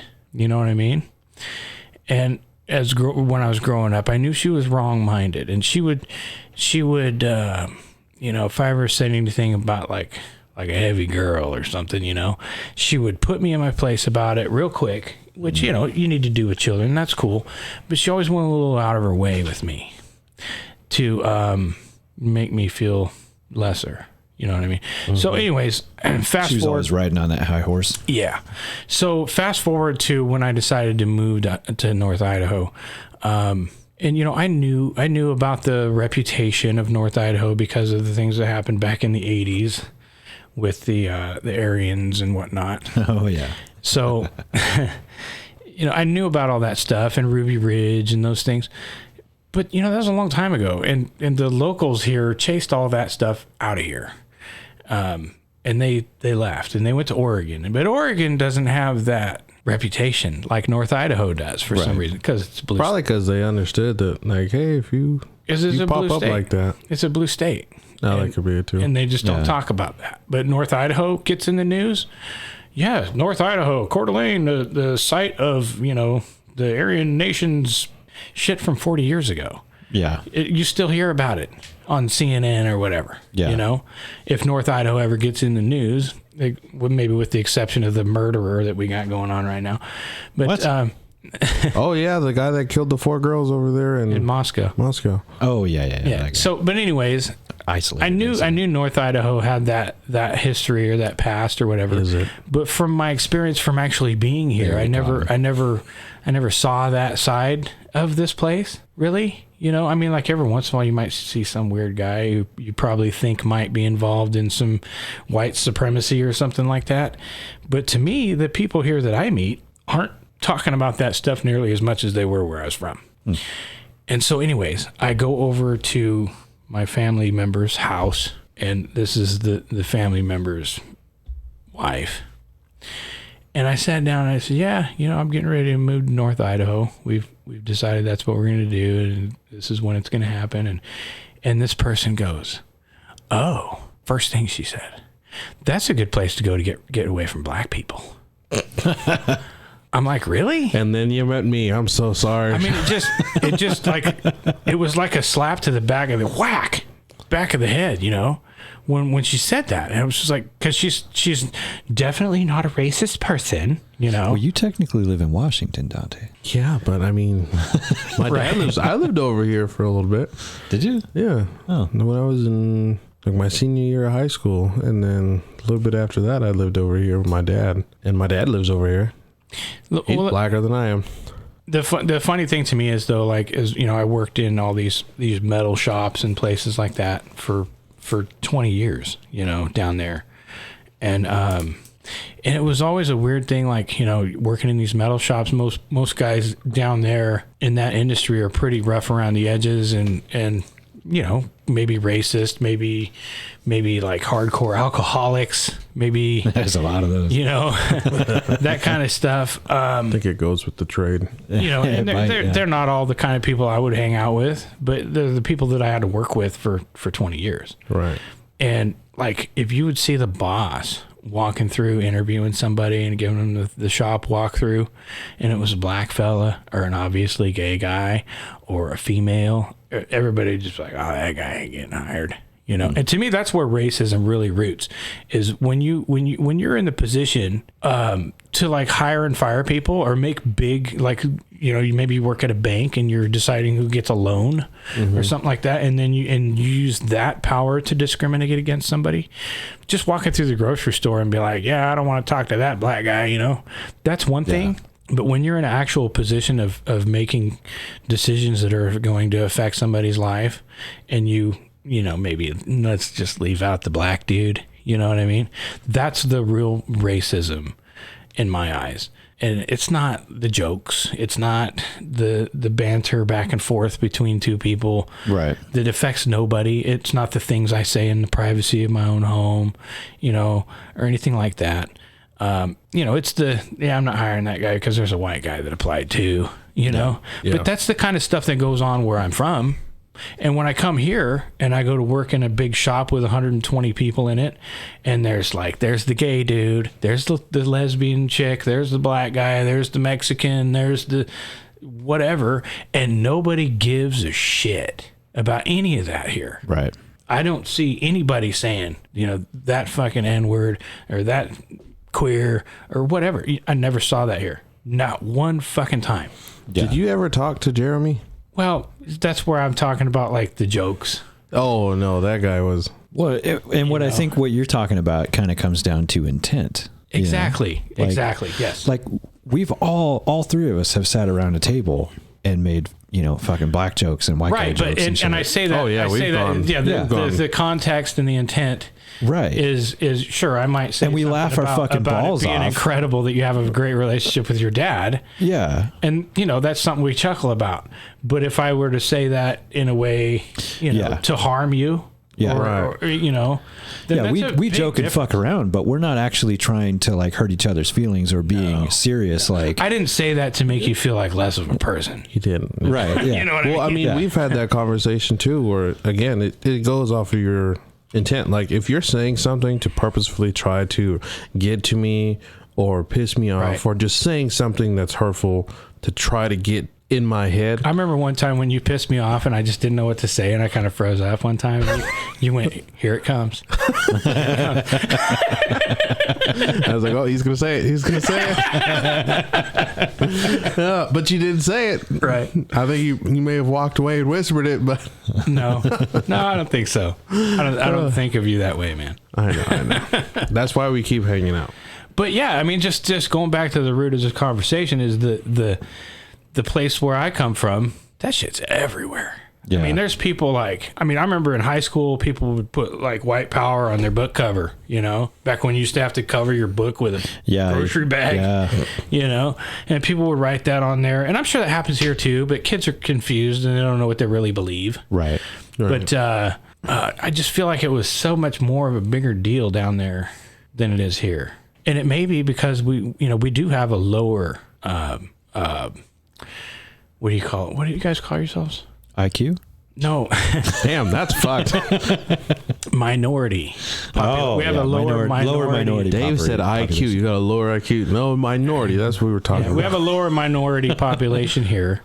But, it's not like I don't really go anywhere without seeing people that aren't white. Everywhere I go, I see non-whites, in Coeur d'Alene, Idaho, all the time, every single day. And I think it's nice right here in this little patch that we're at, right? Yeah. So you have Spokane, you have Post Falls, Coeur d'Alene, and then other than that, there's not really much for 50, 60 miles on each side. Yeah. Oh, yeah. You know what I mean? Yeah. And so like even then, when you do go out that far, it's just little towns. Right. So a lot of things that 3 hours to Missoula going that way. Yeah. And then 3 hours if you go to Seattle. Right. 3-4 hours over there. You have the Tri-Cities, but I think in this day and age, we've gotten to a point where so many people are stuck on this high horse, and it's mostly white people who are trying so hard to look like they're and that like they're goes above right everything. Back to the Aunt Jemima or the Washington Redskins. Right, yeah. And it's so much about like, oh, look at me, I'm not racist. You know what bothers me the most? Know what bothers me? People that try to so like when somebody like if this guy made a joke, and I'm pretty sure it's happened at work. I can't remember who it was that said it, but he made a joke. He made a black joke. We both laughed, and then somebody tried to correct him on that. Right. Oh yeah. I can't remember who that was that did that. That's happened many times. Yeah. So that's probably why I can't remember one person. But that drives me nuts. Like, I understand if you want to show your support for the minorities, that's okay. But don't try to be offended for me. Right. Gotcha. And you can speak for yourself. Exactly. You're a fucking grown man and a human being. Like, if you have a problem with it, you can speak up and be like, I would appreciate it if you didn't make that kind of a joke. Right. And it's like, oh, okay, sorry, my bad. It's like, I understand that, okay, you want to show, like you said, like that you're so pro this or pro that and whatever. Right. But if it's going to offend me, I'll say something. Right. I'm not scared of conflict. I'll say something, or I'll just simply remove myself from that situation. Yeah. And the other thing too is whoever it was that said that, and I'm pretty sure that's happened more than once, to me and you. Mm-hmm. Whoever it is that said that knows full well that we get along great. Yeah. You know what I mean? Yeah. I mean, everybody knew that. Like, sorry, if I didn't like what this guy was saying, I'm not gonna go out of my way to go fucking see him all the time. You know what I mean? Like, right. That's not how that works. If I don't like somebody, I avoid that person. Right. Yeah. I'm not going to go to this guy's house and chop it up with him. Right. Like, oh, he might say something. He might not. Like, no, I'm going to go there and I'm going to know that he's going to say something stupid. But he knows I'm going to say something stupid right back. And we're going to laugh. We're going to have a drink. We're going to have a good time. I think, as far as being friends with somebody, like me and you and all three, or anybody that's friends with you, we have a normal friendship. Yeah. With a little extra dynamic to it. Yeah, we get to fuck with each other about. You touch me a lot, which Mariah sometimes gets jealous of. We do. I mean, it's if me and Dave were sitting in this room alone, it'd be kind of hard for me to make racist jokes to Dave. You know what I mean? What are you going to do? What are you going to say? He's just going to chop it out of the video and call it good. We can sit here and tell Pollock jokes or something. Are you a Pollock? No, but... Oh, thank God. Well, we But almost that's the thing is they're jokes. Like, Right. I don't hate fucking Polish people, but every group and every race of people, and I've actually had this conversation with somebody once who got really fucking upset that I said this, was every race of people has their own little groups, right. you know, and their own little like sects, if you will, of people who just ruin it for everybody. Yeah. Like, and Chris Rock himself said the same thing.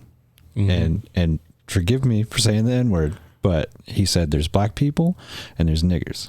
And I believe that. And there's white people and there are redneck fucking trashy pieces of shit. Yep. Cracker ass fucks. Right. And there's It's embarrassing to the rest of us. right? It is. Exactly. There's every group of people or every race of people has a group that's just fucking embarrassing. Yeah.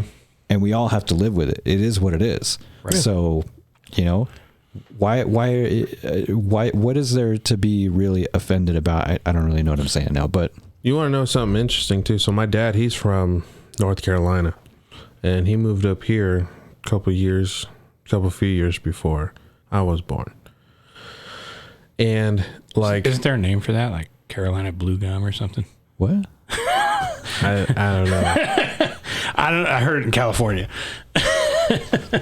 But we had this conversation because it's like, okay, he grew up in the South. I didn't. So his upbringing, there's black people everywhere. Mine, there wasn't. Like even in schools, friends, and sports activities, whatever it was, there's not a lot of black people around here. Right. There's more now than there was just when I was in school. And we had talked about it, and he's like, you know, it's weird being up here for so long and seeing people that are from where I'm from and then having that connection, because being black and being up here, you look out for each other a little bit over here. You know, it's kind of an acknowledgement of a brotherhood kind of. And connecting with somebody, with other black folks is different, but it also is relieving. And so me being up here my whole life, there's been like moments where I've had connections like that, but not to the extent of like his childhood and his upbringing and stuff. And we got to talking about it, and he's like, you know, it's weird because sometimes you almost get like this feeling that like, what if they don't accept me? You know, as a black man from the Pacific Northwest, being up here, telling people I've lived on the border of Idaho and Washington, you kind of get this feeling of maybe I don't really fit in with these Southern black folks.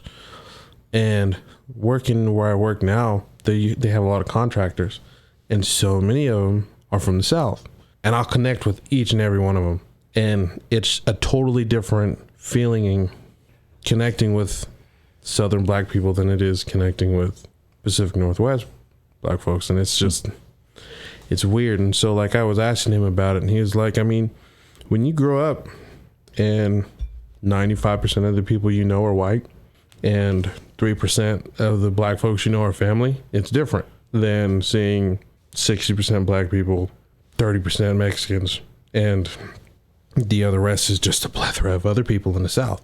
So me and him have planned on going down and seeing the rest of my family down south, but we got held up because of all the COVID shit. But we plan to do it this year, and I'm excited to see and feel what that feels like to be down there and to see that.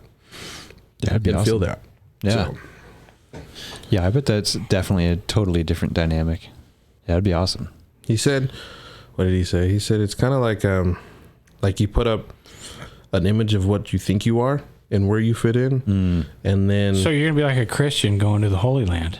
almost, yeah, like, whoa, this is weird. This isn't what I was raised. I thought to learn. that's what I was doing going to North Idaho. But At least that's what my libtard person told me. are you okay? Do you have something you want to talk about right now? We can use this as like a men's group. We can just talk about. Oh, there you go. feelings. Sure. Okay, you can go. That's all I really had. So all I was getting at earlier was that every race has that one group of people that we all fucking hate and despise because they make us look bad. Right. And we have to deal with it. But that doesn't mean we all feel that way. Yeah. I mean, it is what it is. But if we can all learn to joke about it and have fun and understand that just because somebody says something that may be offensive to others, it doesn't mean that we're trying to be mean. Right. You know what I mean? Like, yeah. like jokes are jokes, dude. Have fun. Yep. Like race, in my opinion, racism is never going to go away because there's always going to be dickheads who are, I mean, taught by somebody that one race or another is bad for what fucking reason or another. I mean, it is what it is. Like you said, there's always going to be that group of people. Yeah. You're always going to have that group of people. It doesn't matter where you go in the world. Right. You're going to have that. So, yep. You can't. Yeah. Me personally, I don't give a fuck if you're black, white, yellow, brown, red. You know, if you're fucking purple, if you're queer, whatever, excuse me, gay, like I don't give a shit what the fuck you do, where you're from, what you look like. I have a problem with yellow people because that means they probably missed their dialysis, and I'm going to tell them that they need to go to the hospital. They might have a liver disease or something. Yeah, like, okay, you need to go to the hospital because that is a problem. But you're concerned with their health. You're trying to help. But they're yellow. They're I'm just saying, I don't give a fuck where you're from or who My you dog's are. yellow. If you're a good person, it's a dog. You can't compare those two. If you're a good person, that's bad, and you actually care about stuff, and you know you work hard and you contribute to the rest of society, and you can actually hold a decent conversation, I don't give a fuck who or what you are. Mm-hmm. It's fine with me. Cool. Right. Like if we mix, cool. Yeah. Right. And that's the other thing. Yeah. It adds variety to the group. Right. But not everybody has to be friends. We don't all have to like each other and like have beers after work. Yeah. Like if you don't click, cool, whatever, go your separate ways. Like it feels like everybody's trying to just like, we all have to get along and we all have to be friends with each other. Like, no, you don't. No, we don't all have to be fucking friends. You all have to give each other a certain modicum of decency and respect as human beings. Yeah. But we don't have to be friends. Yeah. I feel like it's actually more progressive to have and understand a mutual dislike for each other. Right. Like, okay, we don't like each other. That's fine. If we're at the same party or the same bar, maybe I might say hi to you, but I'm not going to sit here and talk to you. Or maybe I will sit here and talk to you. Maybe I'll learn something about you that I didn't know before. And this relationship that we have now might go in a different direction. Right. Or I can just say, yeah, fuck you. Hi. Hello. Don't fucking talk to me. Just know that I'm here. You know? Yeah. That's okay. That's totally fine. As long as I'm not like worried about it, this guy's going to stab me in the back when I walk away, then I think we'll be okay. Like Chad, well, he just touches my back, but I stab big people in the back in a different way. With your penis? With my meat knife. Your meat knife. No. God, that's terrible. Yeah, it is. Somehow this conversation got onto race theory, which is weird, but yeah, I'm glad we talked about that. Talking about bands? When you have a black guy in the room? I know, right? Race always gets brought up. No, I don't know if I brought it up or not. No, you did. Somebody did. You did. He did. I thank you for talking about it, though. Yeah. Appreciate it. Yeah. It's interesting to get a black guy's perspective on it when he's not like irate and yelling. Well, I was trying to give the perspective of a Californian that got insulted in such a way as that being the reason I would move to North Idaho. Yeah. And I think that's kind of what started it. Did you tell her about me? No, I don't think I've talked to her since. Next time you do, you should be like, like I was there for like 3 months and I met a black guy. How crazy was that? And we're still friends. I mean, I had black friends there too. Yeah, but you didn't hear. That's what I'm saying. But for her to assume, and this is around the time of the Trump election and everything. So this is the time when I was getting labeled as a racist by certain members of the family and stuff. Yeah. So that's kind of why that conversation immediately went there. She thought I was literally trying to leave California to get away from black folks.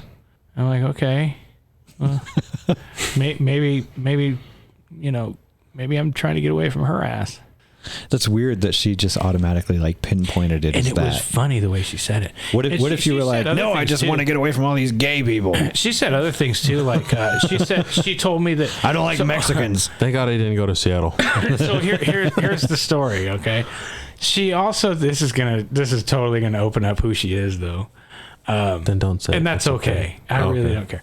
But As long as you don't say the her rest of her story was that she was a dental hygienist in Davis, California. Okay. And might as well just say it's my stepmother. Okay.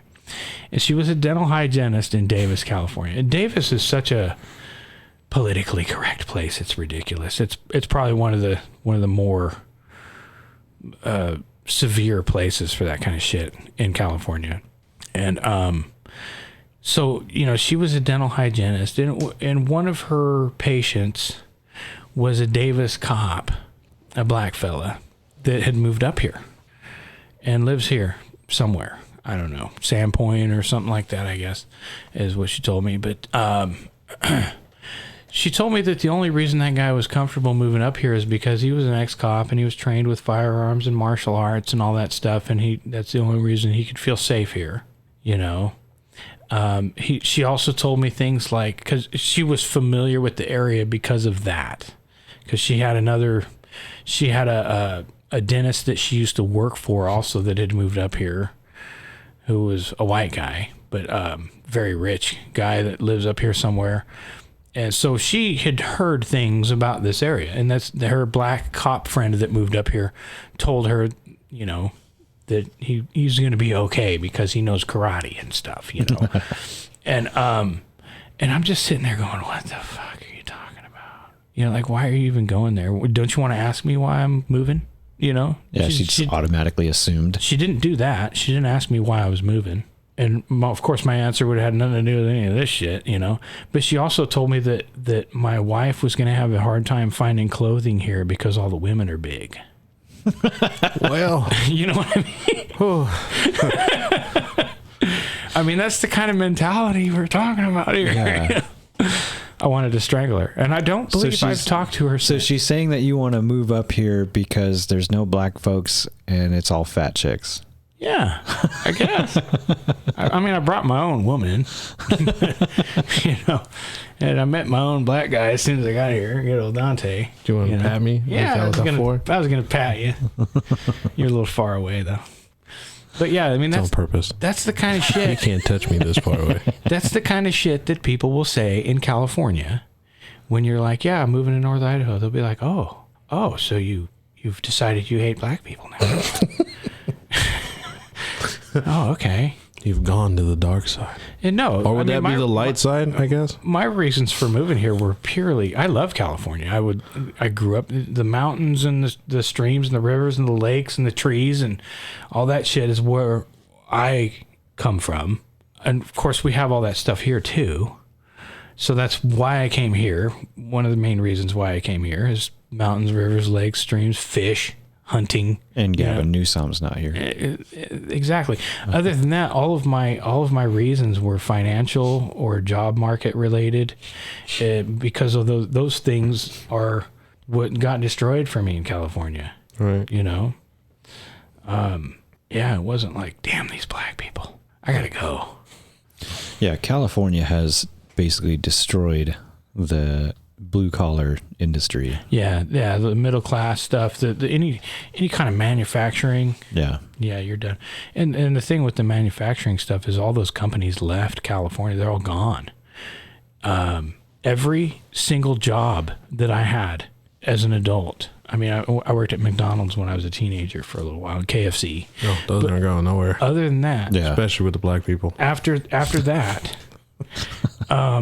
every single company that I've ever worked for in California no longer exists. It's gone. Think about that for a minute. Think about how hard it would be for you to keep a job, a good paying job, and then the next place that you were going to go to work disappeared. And then the place after that, you went there and then they disappeared. I could probably get you a job at where I work. Yeah. Yeah, they're not going anywhere. See, but that's not like that down there. Yeah. And what happens when those companies disappear is all the employees are still there. Right. They still live there. Yeah. And you're all looking for the same job that doesn't exist anymore. Right, yeah. You know? So what happens? You start taking a job for less money. You start taking a pay cut just to have a job. Or you have to look at a career change, which always almost always means a pay cut. Oh yeah, you know? big one too at that. Right. And then, these companies, there's so many employees that want the jobs that they have. If you do find a company that does that kind of thing, then they don't have any benefits. They done took that shit away. They're not going to give you shit, Well, the last job I had in California, I started there in 2012. And I started there for like $5 an hour less than what I was making as a apprentice 15 years prior to that. I came in at 2012. I went and took a job because it's the only one I could get at $5 an hour less than what I was making as an apprentice 15 years prior. And in 2011 or 12, when I took that job, I knew all about what I was doing. I was one of their best guys. I was the guy that did all the custom shit. Not the guy that did the same thing all day, every day, but the guy that did the custom shit. Making $5 an hour less than I did when I learned how to do that shit. You know what I mean? And that's the last job I had there. And yeah, I worked my way up and made a couple bucks more before I left. And, had bare minimum benefits, just the cheapest Kaiser plan, and that's it. No other insurance on anything, no vision, no supplemental plans, or no Aflac, no nothing. Aflac! Right. Nothing. Just a job. Here's your paycheck. Here's your medical insurance. And I didn't get the medical insurance till 2 years after I was there because they didn't even offer it because they were so hurt by the recession. We went through that in the last one. Yeah. What is it that they relabeled the recession to? Because they didn't want to call it a recession, so they changed the wording of it. I have no idea. I think it was more of a depression in California for sure. I don't know what it was. Actually, when I it's moved like an here, economic downturn or some shit that they called it. When I moved here, I looked at before I made the decision to move here. I looked at what the economy was like in this area, what the job market, unemployment rate, all that stuff was in North Idaho. And then I compared it to what it was like in California at the same time. I used 2009 as a reference. In 2009, the California unemployment rate was being lied about at 12%. And the unemployment rate in North Idaho was like 8%. And that was probably a more honest number. So that's 50% less unemployed people. Yeah. Per capita. 50% less. It's kind of a big deal. Right. You think of the difference between, if you got a truck that gets 8 miles a gallon, you go buy one that gets 12, fuck, you're saving money. Even though 12's not that great. Yeah. But still, it's a big difference. It's 50%. Well, I remember when when we were first talking about it, you wanted to go to Sandpoint, wasn't it? Yeah, that was the first place that I came here and thought, wow, this is awesome, was Sandpoint. Yeah. We were just on our way through here, on our way to Montana, and we stopped at City Beach there in Sandpoint. And I made a joke, actually, just on Facebook. I posted a picture of, the view of the lake right there from City Beach. Mm. And, there's all these like sailboats and stuff. And it was just a beautiful July day, And I made a joke about, I'm in Sandpoint, Idaho. Now I just got to find a job and a house. And I was just kidding. And let's see. The following February, I was here. That was in July. By February, I was here. You manifested it with them words. Right. But yeah, I got home, and then our daughter told us she was moving to Arizona, and I'm not moving to Arizona. So if they weren't going to be there, I was leaving. So me and Christy started thinking about like places where would we move to, and I was like, man, Sandpoint was badass. That was cool. And it is beautiful up there. But there's not a lot of work there for people like us. Yeah. No. Yeah, Sandpoint's more of the artsy fartsy, kind of place. Right. A lot of artists up there. Yeah, they make blue cheese dressing there is the largest employer, Lighthouse. Yeah. Lighthouse Foods. They got a lot of decent restaurants up there, though. Yeah, I like that Trinity by the beach. I haven't been to that one. Oh, it's good stuff. Yeah, Panhandler's Pies was badass, but that just closed recently. Right. Went there once, and I wasn't that impressed. It maybe really? Because, it was probably a year before they You didn't get their, what was it? They had it was like a pot pie thing, I think, but it had a cornbread like baked into it. Ooh. Oh, their cornbread was so good. That sounds great. Oh, yeah. So good. That does sound good. That sounds really good. And they did all their pies like baked in house and stuff. Right. Peach pie, cobbler, all that stuff. Oh, it's so fucking good. Yeah. That sounds great. Yeah. I want to try Connolly's. Connolly's does their pies and stuff in house, or so they say. Where's that at? It's over there it's in Spokane in the Valley on Sprague. Like right over there by, I think it's Players and Spectators. Okay. I think I've heard of that place. Never mind. I think it's the Ref. It's by the Ref. Yeah. By the old white elephant there. Yeah, I think I've heard of that. Their food's good. I've had their food. I haven't had their pies though. But I hear that they're really good. But There's a place Ba-ding, ba-ding, ba-ding. There's a place here in town called Birdie's Pies. Oh, yeah. I don't know where it's at, but my wife and my daughter always go there for my birthday. It's right here on me stuff. Spokane Street, actually. Is it? Yeah, if you go down. So it's over here in Postville? Yeah, it's like, it's not even a block up from the library. Right. Yeah, I'm gonna use the Birdie's restroom. Pie Shop. I'm You hit the gonna use bathroom. the Yeah, go ahead, dude. Do it up. Fuck, I'll probably do it after you. Yeah. You guys will have to Can we hold the just show take a together break? one Because time, I gotta. You got pee too? Too, yeah. Okay. Yeah. Yeah, we can take a break. Do it up. All right. We'll just leave it going. Okay. just gonna leave it recording. Yeah, just leave it going because I can always edit it later. And then when we come back, That's right. Oh, shit. we'll hit up some winery dogs. Oh yeah. We got to get Dante exposed. Yeah. Okay. Oh, my back just popped. Oh, can you do mine? That felt good. I like to get my front popped. I got to find a good pee sound. I think I have one too. Like a urination sound, Yeah, urination music. right? Let's try this one. No, that one sucks. Yeah, that makes me want to take it down. Oh, I couldn't hear it. I wasn't ready. Oh, this one. This one's like short, but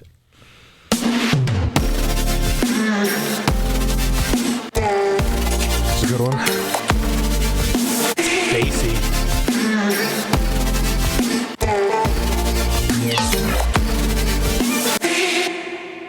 and we're back from taking a piss.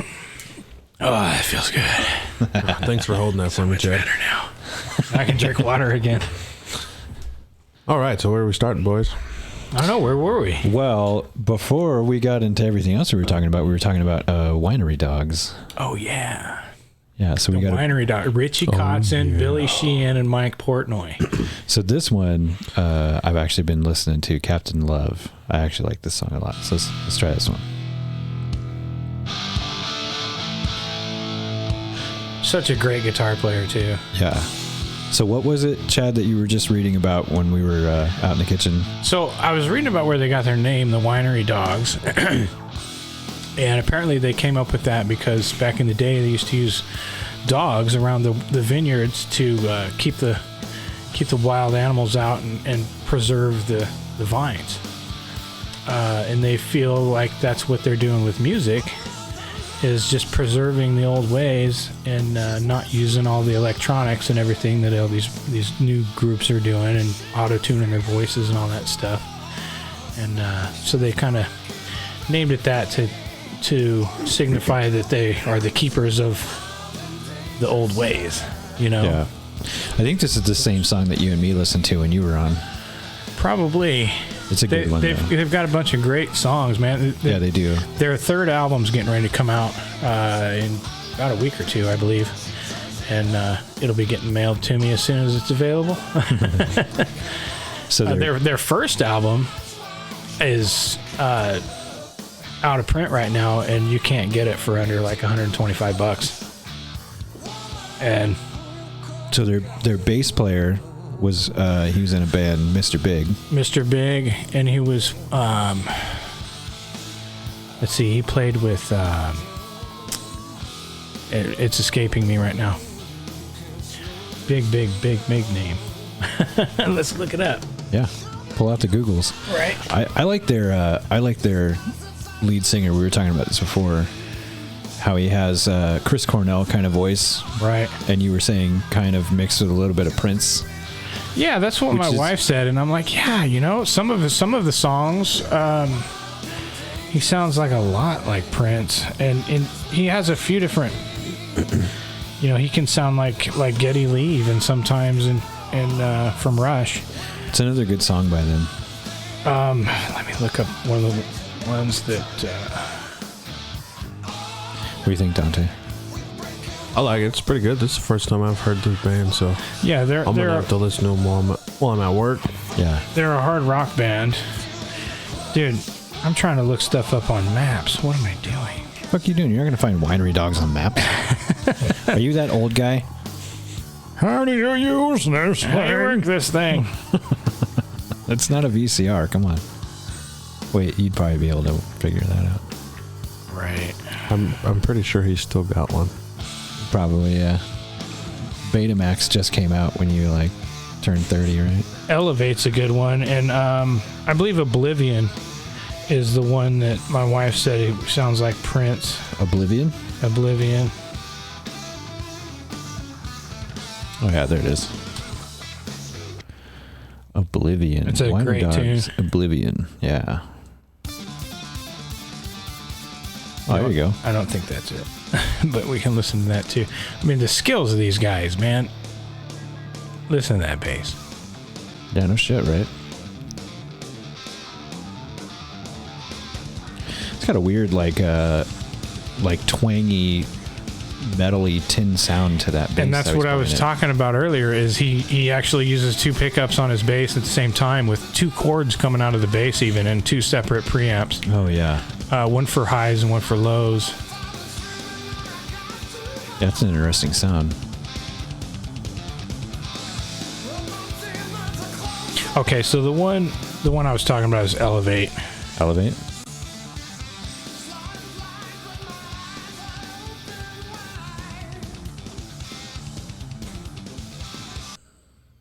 Winery Dogs, Elevate. There it is.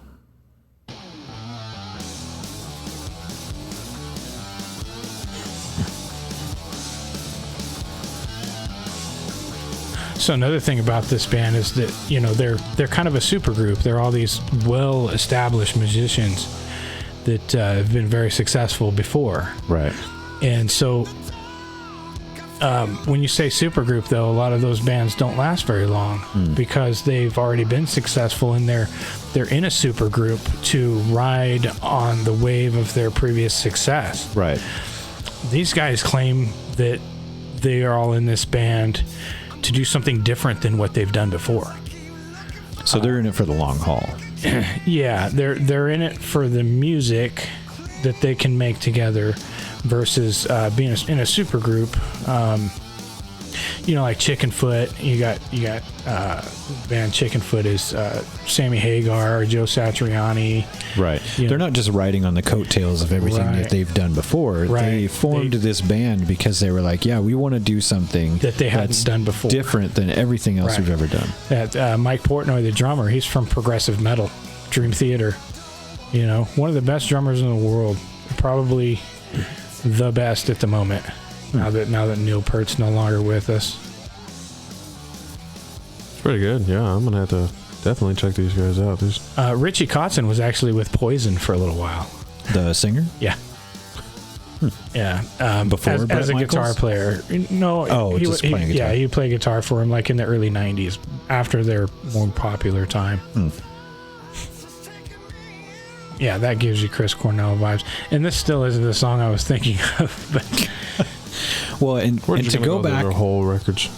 What? So we can just go through their whole records. It's Right. okay. Yeah. We'll just find a playlist of like their entire album. We'll play that. No, to go back to what I was talking about earlier, like we're not just sitting here playing it to the enjoyment of everybody. Like we're literally sitting here talking about it and like, oh, you know, this is cool, kind of reviewing it, you know, exposing a friend to it who's never listened to it before, trying to pass on the, you know, the Winery Dogs to somebody else who may eventually pass it on to somebody else. Like, well, if you want to hear one off of their new album that's getting ready to come out, Xanadu is really oh, good. I've listened to that. Yeah. Actually, that is pretty good. I think they have a video for it. It starts with a Z. X. Or yeah, Xana. Yeah. Winery Dogs. Yeah, I've listened to that one. It's actually pretty decent. This is actually how I discovered them. As soon as they released this video, it popped up on my YouTube feed, and I was like, "What's this? Xanadu? That's a Rush song." This is definitely not the Rush song. Same name, different song. Right. And I was like, that's Mike Portnoy, dude. He's like one of my favorite drummers.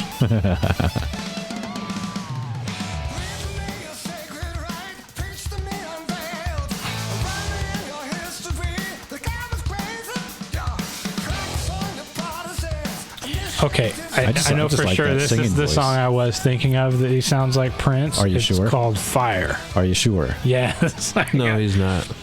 It's Fire, yeah. I can hear it in my head. Fire. Yeah, I mean, I've only been onto these guys for a couple months, you know. And, Fire. The Winery Dogs. Fire. Fire. It's a slow tune, slower ballad type tune. Great song. Oh. Some acoustic there, yeah. Is what you put on when you masturbate? Yeah, you know. That's probably a sensational moment. Some candles and some Winery Dogs Fire. You know, taking care of yourself. Yeah, it is slow strokes. Yeah. It's a 4-minute and 55-second song. I could probably get it done twice in that. I get it done more than twice. That's me taking my time now, I guess. I mean, but that's a whole different voice than what we were hearing in the other songs. Slow strokes. Yeah. Yeah, it is. It's not as harsh and like gravelly. Yeah, it's very just kind of down. And it's not auto-tuned. He's Right. really that good. Watch him live, and he's that good. Yeah. Yeah, it's crazy how many bands will use a lot of vocal processing and stuff. Right. And then when they go out live on the road, the singer, I mean, it's not that they're bad, but Right. they don't sound anything like they do on the album. Exactly, yeah. Which is, that's okay, because when you go to watch a band live, like a lot of Right. times they'll sing the song different. They might change some words or something Well, there. if you're only going to be a fan of bands that sound as good live as they do on the record, you're not going to have very many bands that you Right, like. right. Winery Dogs is going to be on that list, though. Oh, yeah. I Yeah, right. agree. You know, everything I've seen, these guys, when they come around, I'm going to go. But I mean, when they use a lot of vocal processing and auto-tune and shit on the album, and then you go and listen to them live, and they just sound like dog shit, and you're Right. like, what? This is not even the same fucking band. Right. Is that the same singer? But yeah, the chorus, tell me that's not Prince vibes, dude. Yeah, it kind of does. Right. Yeah. My wife pointed that out, and I was like, you know what? You're right. U2, actually. Maybe. I'm kind of getting a little bit of a U2 vibe. And it sounds like they're overdubbing the vocals on there, but they all backup sing together. Yeah. You know? Whatever they're doing, it's fucking good. Right.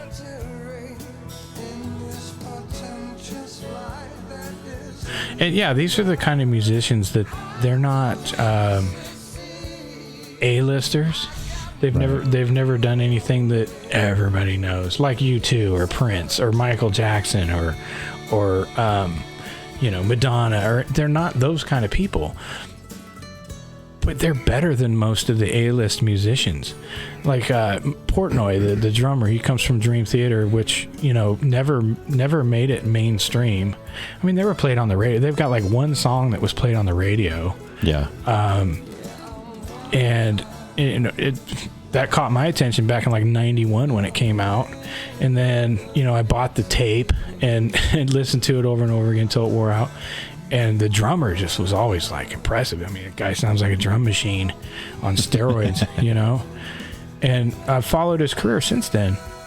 And when he left Dream Theater, I was like, oh my God, no. God, Dream Theater.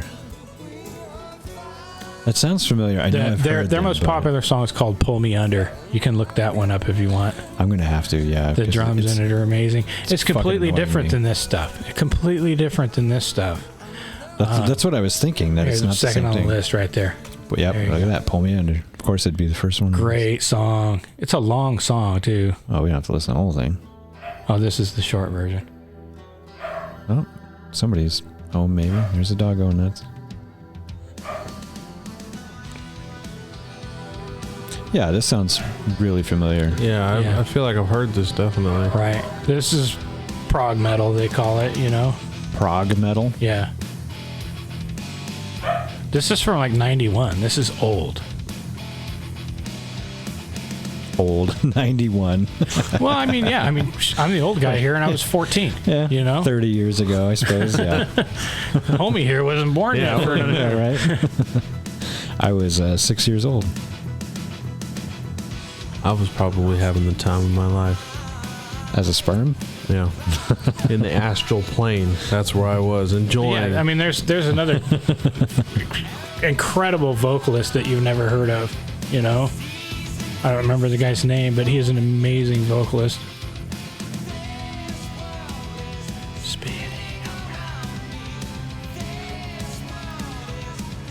Well, let's look up his name. Dream Theater singer. The guitarist of this band is Mike Petrucci. He's also one of the most prolific. You know, he's the guitarist kind of guy. You know, everybody knows who Satriani is, or Steve Vai, or whatever. Yeah, Joe Satriani. But Petrucci is they had a thing going called G3 for a while, and it was just these three guitarists that are, you know, considered to be like the best. And John Petrucci, that guy right there. James Labrie. Right. Lead vocals, 91 to present. So that's who this guy is that's singing. Yeah, he was new to the band for this record. Man, check that out. Look at him in this video. Like, how young he is with his long hair and shit. Right. And now look at him in this picture. Yeah. I just wonder if he can still sing like that. And they've made a ton of albums. They have a very cult following. Very, very dedicated cult following. Like The Big Lebowski. Right. I don't know what you're talking about. It's a cult movie. Yeah. Have you guys heard of Polythia? No. Yeah, actually. Oh, you might like their guitarist. I think his name is Tim. Oh gosh, that Glenfiddich is strong. Playing God. That was a good one. Playing God? Yep. Yeah, Polythia. Polythia. I said Polythia. Polyphia. Polythia? Polythia? Means a lot of Thea. There's a whole lot of Polythia. Yeah, a whole lot of Thea. A lot of Thea. Oh, no, that's Poly, cool. more than one. No, that's pretty awesome. That is sweet. That actually, you mentioned In Flames earlier while we were in the kitchen. That, yeah. It kind of reminds me of that. Yngwie Malmsteen. Yngwie Malmsteen? Yeah. Oh, yeah. That dude's fucking nuts. Yeah, he's another great guitar player. This is like a weird, like, funk, classical, rock kind of deal. Yeah, it's a really cool band. I really enjoy their music. Play. Shit helps me focus. Put on In Flames. It's the name of the song is like David's slaying their Goliaths or something like that. Oh yeah, I think I've heard that one. In Flames. I'm just gonna put Goliath. Goliaths disarm their Davids. That's what it is. That one? Yep. Can't see that far away. Is this one right? That's the one. Yeah. They do a lot of cool production stuff, you know. The Jester Race is the album. Yes, great album. They've been around for a long time too. Like Yeah, they've been around forever. time. Yeah, when did they start? It's been a while. Late 80s probably.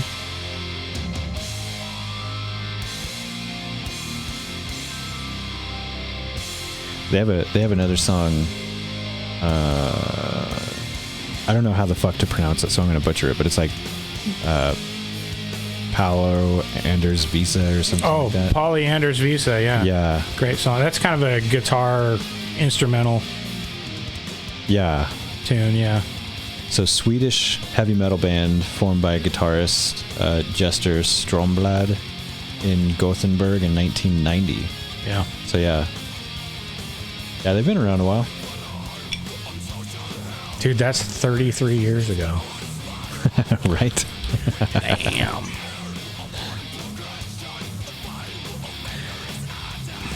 This guy's got a good vocal range too. He can sing like this, you know, the growly stuff. Yeah. And he's also a really good singer.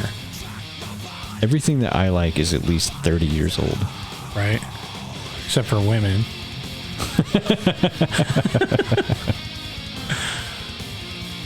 You better be careful. She's gonna kick Yeah, your there it ass. is. Yeah, Father Anders Visa. Yeah. Yeah, this song's awesome. And it's all acoustic too. Right. Yeah, this is one of those bands like where you want to listen to their whole album because it flows, Right. like an old Pink Floyd record or something. Right. And this is kind of this song is kind of like an intermission in there. Yeah. And just like an in between. a filler. Yeah. Yeah, this is the song when it plays, you can go take a shit, make some popcorn or something. To me, when you've got a band that has their filler material is just like, wow, that is great. Yeah. Yeah, their intermission, like they didn't fuck around with. Right. Yeah, they didn't mail it in. Yeah. Dun, dun, dun, dun, dun, dun. Yeah, that's fucking great shit. Right.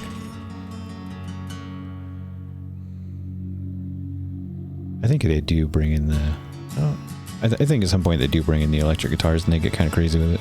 See, and this is what I enjoy. You can sit back to this and play. I have this stuff on vinyl and I just put it on the record player, and just to listen to it through a quality system with a tube preamp and everything, and just sit there and just Kick back on the couch with a beer and spark a bowl. Analyze it in your own head and a little bit and appreciate it.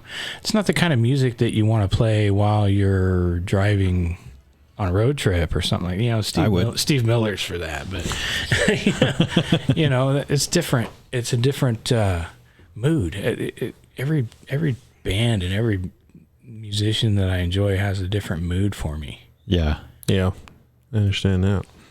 What do you got, Dante? What do I got? Yeah. What's something that has influenced you recently? To me recently? I've been kind of going off the rails recently. Beyonce? No. You sure? You know what? Actually, that song I was talking about earlier, look up Thundercat. Oh, yeah. That's right. Thundercat. Them Changes. Thundercat. Oh, look, there it is. Thundercat, Them Changes. Yeah, and this is the bass line in this. Oh, I love it. This is the bass player you were talking about? Mm-hmm. Whoa. He does all this by himself. Whoa. That's all him. Yeah, I like musicians that do that too. Like Satriani plays everything on his records, Yeah. So there's a live video of him playing it, and he's doing it. And I think he's got I think it's like a 6-string bass, and he's just kidding down. I'm just like, oh man, I haven't seen the video, but I listened to. It's like a funky 70s kind of sound to it. It's great. I heard it. Porn groove is the right? Porn groove. It's what I put on when I shaved my mustache into a nice thick porn stash, and I open the door slowly, butt naked, and I tell Mariah, it's going down. You don't hang a hat off of it and do man kegels? Like, No, I don't do that. It's kind of hard. Let me ask you this. Can you keep a very damp terry cloth robe from touching the floor with that thing?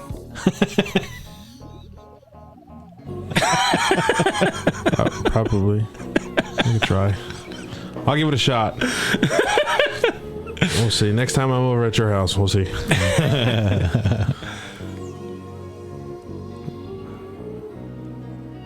That's cool. It's got a nice groove. When it to starts back up, it hits a little harder, I think, the second time around. Like EDM music. It's got a little flow, but a lull in the middle, and then it hits hard. I like it. Maybe it was a different song. No, I think this one actually, it keeps this, so this bass line as well as the, what was the other instrument that he's got in the back of this? I can't remember. Oh, there's a couple other ones playing, but pretty much I watched like a little interview where he was talking about the song and how they push. The bass is like the main thing that you hear, but everything else in the back, there's like a bunch of other instruments that are playing. Oh yeah. But because they keep the bass so far in front. The moment you take away, the moment you take away one of the other instruments, the whole thing just goes. It just sounds completely different. Falls apart. Yeah. But it was so beautiful. And I was like, okay. He's got some other good songs. And is this the artist that we're seeing on here? No, that's not him. That's an actor. Yeah. I was gonna say that guy looks familiar from something like Mad Max or something. I think it was the old Bruce Leroy movie. Bruce Leroy. Oh God. I just got that. Couldn't remember that guy's name, but I was concentrating the on old the music, villain. and then it just hit me. Bruce Leroy. Thundercat, yeah, that's pretty good. What else does he got? I think Dragon Ball Durag was his other big one. That's funny. Dragon Ball Durag? Yeah, that was a funny video.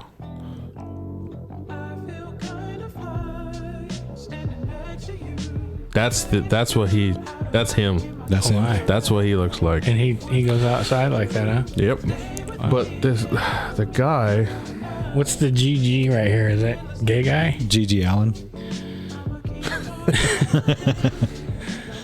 You ever listen to G.G. Allen? No, never. No. For real? Oh, Never heard you of guys are in for a treat. No, I know who he is and what he's done, and I've avoided it. Why? I just nope. Doesn't speak to him. Well, he was in the band Suicidal Tendencies. Oh, That's what he was. This guy was? Yeah. Thundercat? you gotta be kidding me. Yep. For real? For real. You know, Robert Trujillo from Metallica was in Suicidal Tendencies as well. I don't know if he was in Suicidal Tendencies. Oh, yeah, he was. He was in Infectious Grooves, which is their other, He was also in Mike Suicidal. Muir's other band. Yeah. Oh, I didn't know that. Yep. And he also played for Ozzy for quite a while. Yeah, yeah. he I did. sang the song to Mariah, and she was like, "Will you leave me alone?" Because I was doing all the shit that he's doing in the video, Oh my! creeping up on her. Will you film that next time? Please. I'm gonna have to. That's what I'm getting him for his birthday—a selfie stick I'll never use for it. moments like that. I can just give you a point of view, and I can walk in, and I can just put it right here, Right there. right there. Oh my! Yeah, you know where that is. Why would you stick it up your ass? I don't know if it'll fit, but we can try it. Oh, is that not where you were pointing? No, you don't. Did I even spell that right? I didn't. Oh, there it is. That's the one I was looking for. I'm smashing my do-rag. That's the shit I was doing to her. This is total fuck music, dude. Yeah, it is. Why do you think I like? That's most of what I listen It's to. definitely date night music. As soon as you get home from the movies. No, dude, in the car on the way. You gotta build the mood, bro.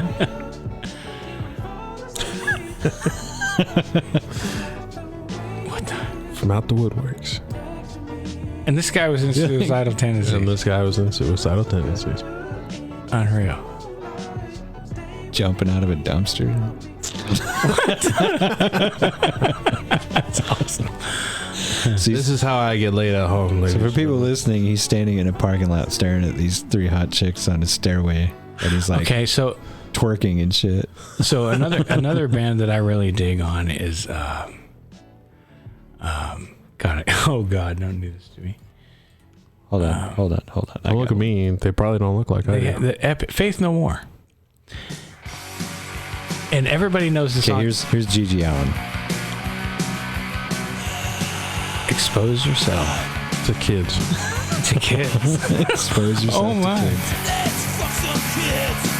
What? What the fuck? That's not acceptable. So this So I was right This to dude- avoid this fucking music. you probably were, yeah. Wow. This guy was notorious for Shitting on his crowd, pissing on his crowd, Yep. getting naked Yeah. on the yeah, I heard all about it. no, he would pull people out of the crowd, dudes, chicks, whatever, and he would fuck them on stage. Oh, that's rough. So No he was lube on or what was it? Everything under the sun. I think it was Maury Povich or something he was on, and there was a there was a chick in the crowd at the Maury Povich show that was talking about like her experience at his concert, Right. and like how he fucked her and stuff, and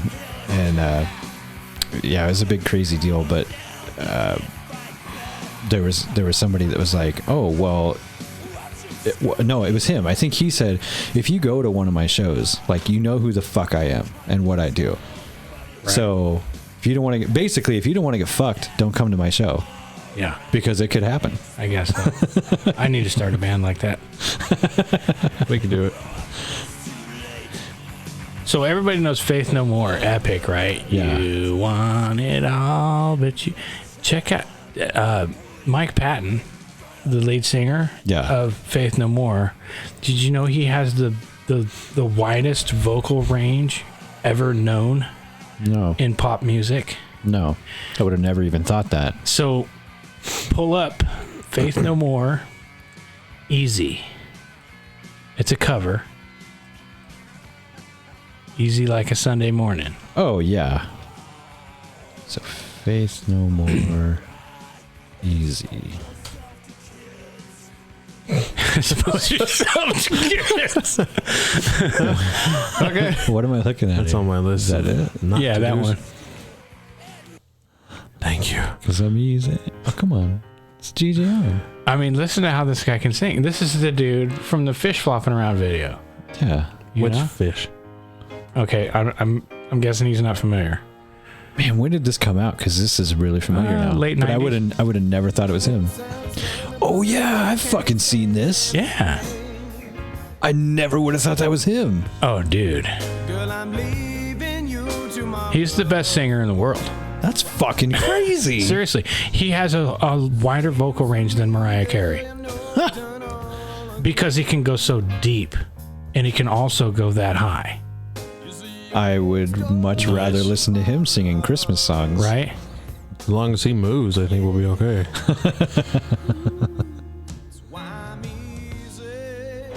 Yeah, I have like all of their vinyl albums. Faith No More. Yeah. And I have them all in like audiophile grade good copies, you know. Very highly underrated band. Everybody knows that song, Epic. Yeah. There's a few others they did after that everybody kind of knew for a little while, but then they dropped off the face of the earth, but they were still there, you know. I wonder if this episode is going to get my YouTube channel pulled. Right. I'm almost kind of hoping so, to be honest with you. Yeah. I wonder how bad this is going to piss off Spotify. Right. Like I said, though, they've never said a fucking word, so.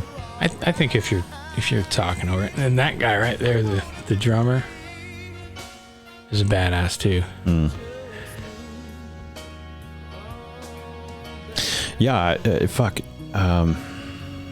Listen to this. Listen.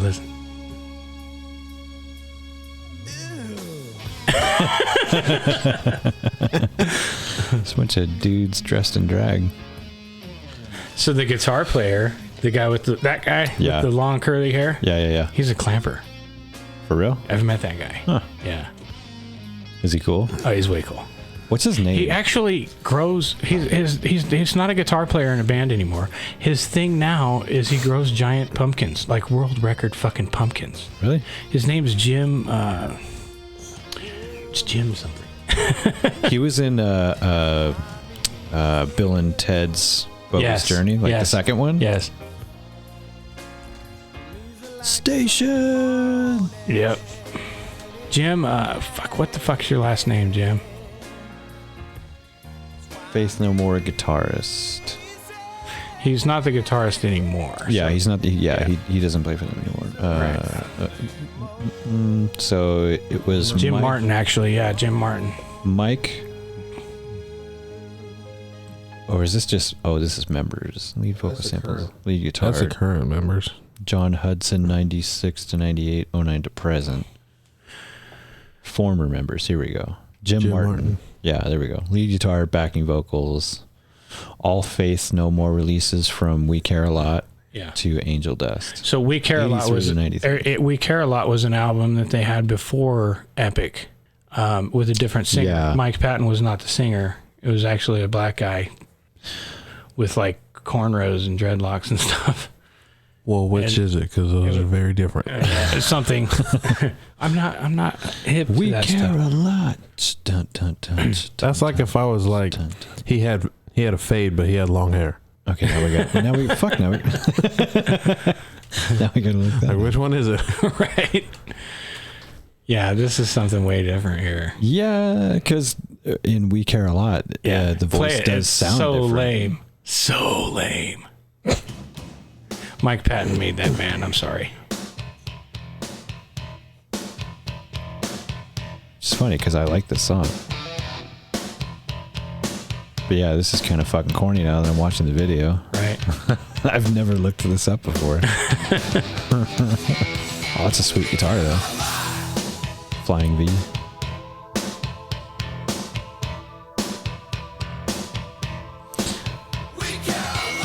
Oh, okay. Yeah, this was like some New Kids on the Block metal stuff. So who's the founding members? Probably this lineup right here. And they got rid of that guy and got Mike Patton, and then they got famous.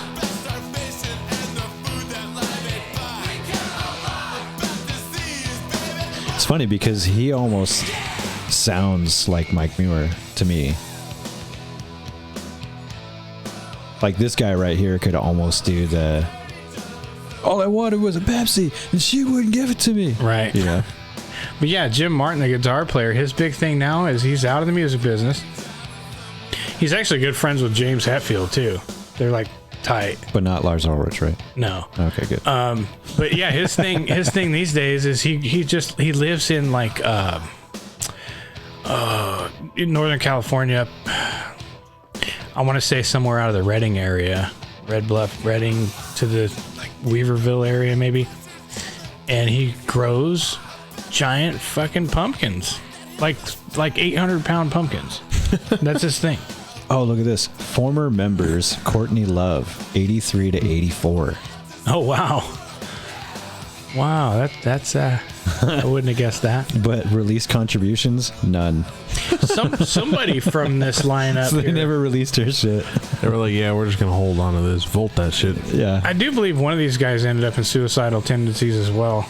Oh, Mike Morris. That's this guy's name. As Faith No Man, release contributions, Quiet in Heaven, Song of Liberty.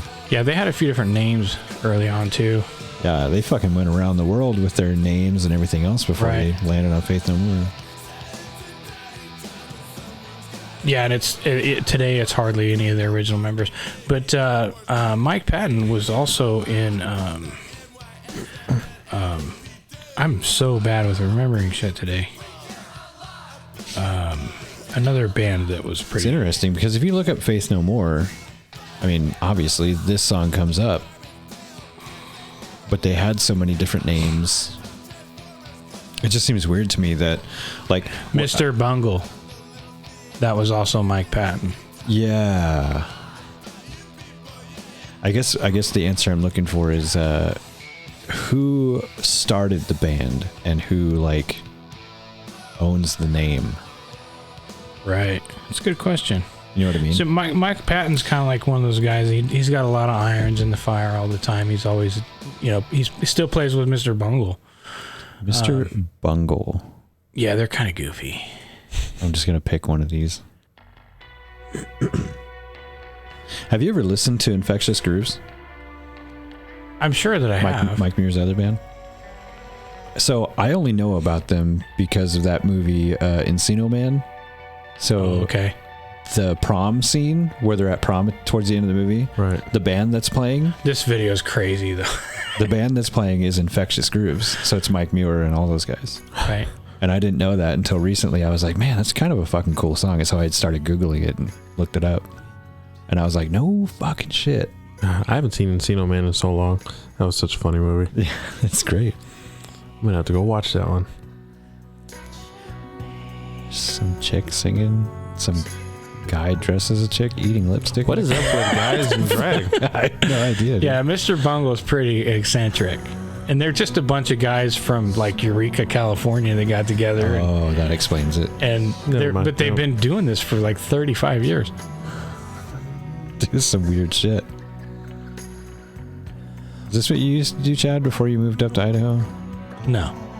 I don't believe him. No, I've never been a Mr. Have you seen young pictures of Chad? Yeah. Have you? Yeah. Where?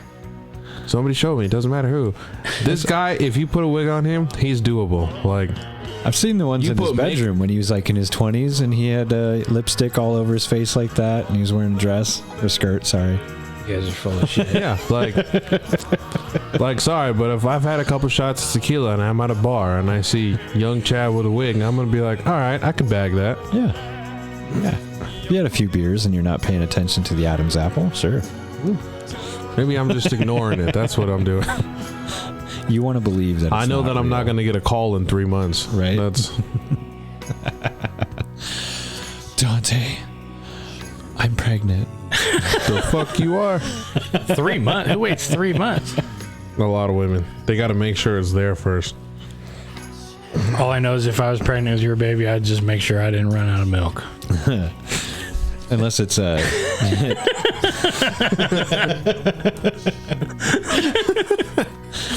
Maybe I'll start smoking. you remember Don't Be a Menace? Yep. Where he nails her and then like 2 seconds later she's like, Ashtray, I'm pregnant. He's like, what? How the fuck do you know that? She's like, I got 6 kids. I know. Oh, that'd be scary. It's Swahili for doggy style. Yeah. Oh, shit. That movie was so funny. There's freaks fucking on the dance floor. Do we have a problem? So one interesting thing about Mike Patton is that He dressed like that? he's known for having some pretty weird, eccentric lyrics and stuff, you know? Dude, why'd you show this to me? You may have just ruined Faith No More for me. This actually... We'll put it back on Faith No More and get This is rid like of Mr. some, Bungle, then. this is like some Smiths shit or something. Yeah, it's weird. But he actually said in an interview that most of his lyrics, he just goes with what sounds good. It doesn't really mean anything. For real? Yeah. He like- just sings about weird shit, you know? It's like you can't put it together, but it somehow kind of makes sense to people. So what Words. sounds good, he just writes it down? It means That's what he different sings? things to everybody that listens to it. So if this is what I'm thinking of, this is one of my favorite Faith No More songs. Oh, Midlife Crisis. Yeah, Yeah. that's a good one. Yeah. Yeah, like you put this on in the truck when you're fucking riding Right. around. Yeah, this is like the second album he did with them. Yeah.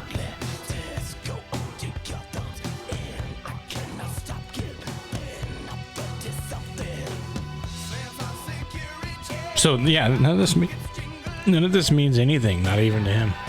For real? Yeah, if it means something to you, that's great, but didn't mean anything to him. I find it funny when like you're looking up songs and stuff, or even when you're on here watching YouTube shit, right? And then Yeah. you see people in the comments that are all arguing over stupid What shit. it means, yeah. Yeah, and they're like, no, it's about him transitioning into blah, blah. And you're like, what the fuck are you talking about? He's talking about a yellow truck, dude. Yeah. It's like two people trying to interpret a painting. You're like, Yeah. you shut the hell up.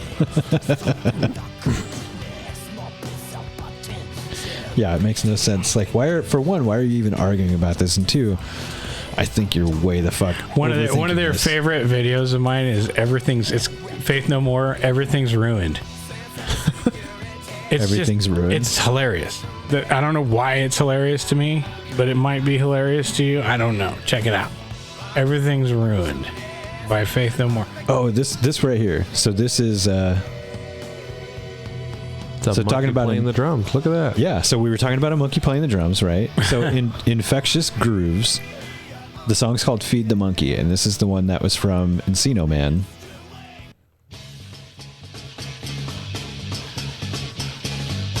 So that's funny how. Oh, yeah, I've heard This that. totally goes into what we were talking about earlier. The Right. monkeys playing like the whole band. Yeah, it was like a funk rock thing that they had Right. going on. It was totally different from the semi-metal thing with Reminds me of Gremlins a little bit watching this. right? Yeah, kind of. Yeah, I was watching the Encino Man a couple months ago, and when it got to this part, I was like, man, it's got some good fucking grooves going on here. Right. So I looked it up. You know Dante's thinking right now? What? Where's Chad with the monkey joke? I was waiting for it. I knew it was coming. That's all I got. No, it's not. That's just all you want to say on the mic. I mean, technically, they all have ape hangers. Yeah.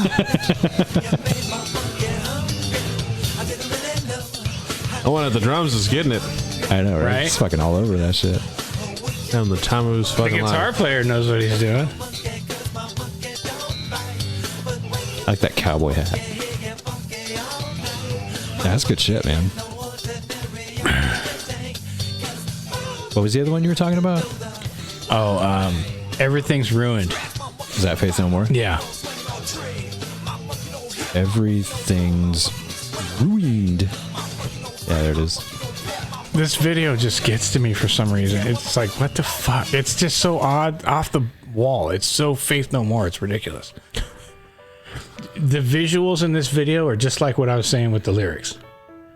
Just random shit. Just nonsensical And fucking you're trying shit. to figure out what it means, and it doesn't mean thing. So far we've But it's got funny. some Russian-looking soldier guy dancing around with a guitar, which is the guitarist Faith No More. Right? And then we had a golf hole. Some people. It's like at a people's wedding. home videos in the background. Yeah, I'm so Somebody's glad. it's all getting fucking married. random. Right. And there's like during the chorus, there's like some teenage girls bebopping, you know. It's just weird. Oh yeah, there it is. There they are.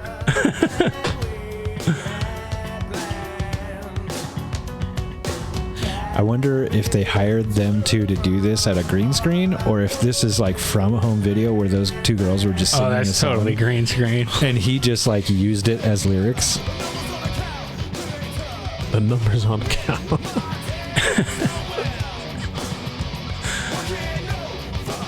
This is really like pulled up my faith that I could write a song. Right? You know what I mean? Now we got some guy climbing up. What the? Some people in a paddle boat. And A car blowing up. Jesus Christ. A seal. A golf cart in the desert. Leaning. Washington, D.C.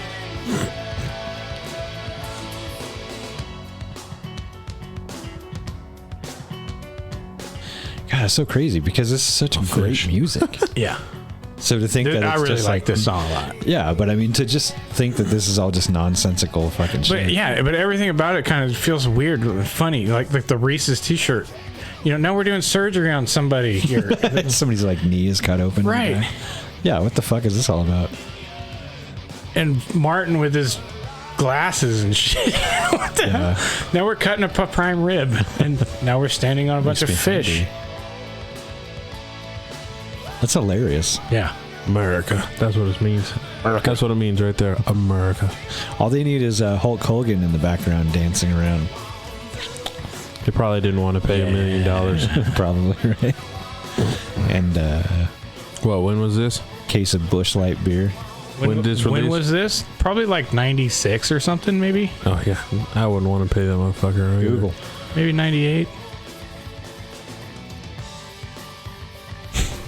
This is after Faith No More fell out of, you know, the main spotlight in the world, you know? Yeah. Faith No More. Everything's Actually, this is off of, ruined. What the fuck? this is off of, 1992. Yeah. 92, Single released really? November 9th, 1992. Charted at number 28 in the United Kingdom. yeah. So it got way up there. Way the fuck up there. Oh, yeah. UK, Australia. So, Look at this. Look, the squirrels are fighting. Now we're racing dogs. Hey man, seriously, you're not thinking about what they're actually trying to convey in this video. That's right. This is off the Angel Dust album, which was right after That probably explains it. Epic. They're showing right now what this signifies is the two girls dancing in front of the explosion. That is totally. And now this bird's gonna take a big shit. That is. Did you see that? The shit came out of the bird and then it went back. The shit sucking back into the butt. That signifies the downfall of the U.S. economy. Right. So yeah, me and the wife, we were You're not thinking this. deeply and three-dimensionally about what this video is really trying to say. That's literally why that's so funny to me is me and Christy were sitting around one night. We used to like to, late night on Saturdays, we'd watch like VH1, all the old music. I told you he had a VCR. Oh, yeah. I don't have a VCR. He's fucking lying. I have one VHS tape. It's from my wedding. Dude, VH1, I love the 90s. That was a great one. No, but like that's always been a thing for us to sit around and watch old music videos on like late on a Saturday night when you stay up late, you don't have to go to work tomorrow. Yeah. And we were watching that video one night and we were just like, what does this even mean? And we went down the YouTube rabbit hole and tried to figure out some stuff about what it meant, Faith No More and whatnot. And sure enough, here comes an interview with Mike Patton saying, yeah, I write all these lyrics and they don't really mean anything. As a matter of fact, try punching that into YouTube. Just put Mike Patton lyric meaning and see if that comes up. Or Mike Patton interview. Oh, there's probably way. Well, Mike Patton interview is on there.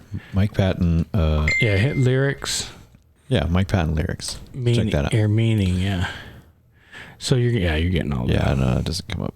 Mike Patton lyrics meaning. Do you see it? Go out. Oh.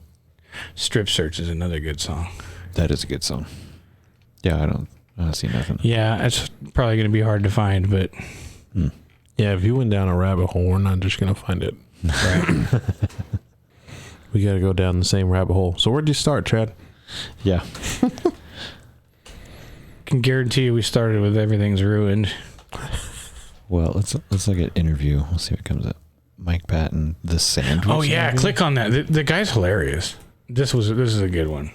Well, it's funny you say that, because I'm going to go see a band tonight called Grotus. He looks really familiar. He looks like a guy I know. That's a band that should be talked about and that the whole world will know about, probably. There's a lot of bands that I think you could listen to now and not be able He's to tell fucking hanging out eating a sandwich. what era they've come from, and I'll bet that those bands think that that's really magical and timeless, but it's bullshit. He likes to criticize others. It That's doesn't for sound sure. like anything. What would happen that would put your faith back in music? I don't know. People banging on dead bodies. Is that where Gigi Allen comes into play? It might be, yeah. You guys, what That'd be a different kind of banging, though. Listen to me. I know. Okay. Speaking of disco, I know that our guitar player a little earlier said that he didn't like disco. Yeah, He's one guy in five guys. that's funny because when And I Jim would have Patton to left, speak for when Jim at Martin least left the three other band, guys in the band. We his want to reason be was a that disco the band. music was too gay. Fan of disco from the likes of our guitar player. Well, after that Like one that. video you showed us with Really fucking Mike Patton, yeah, I Were can see asleep that. during the whole era. Really missed out on the whole point. The last few Paula Abdul songs I think have been really great. It's not funny. Don't laugh. No, music sucks. I hate all music now. I don't know. I really don't like to listen to music very much. That's hilarious. Why is that? Because you just think no one's original? I don't know. I just, nothing's doing it. I'm not going to blame anybody, but I'll let you know when I figure it out, but I haven't figured it out. I don't know. I'm just not. I go into the record store and I look for like 2 hours. And I usually just end up going to the soundtrack section. Soundtracks.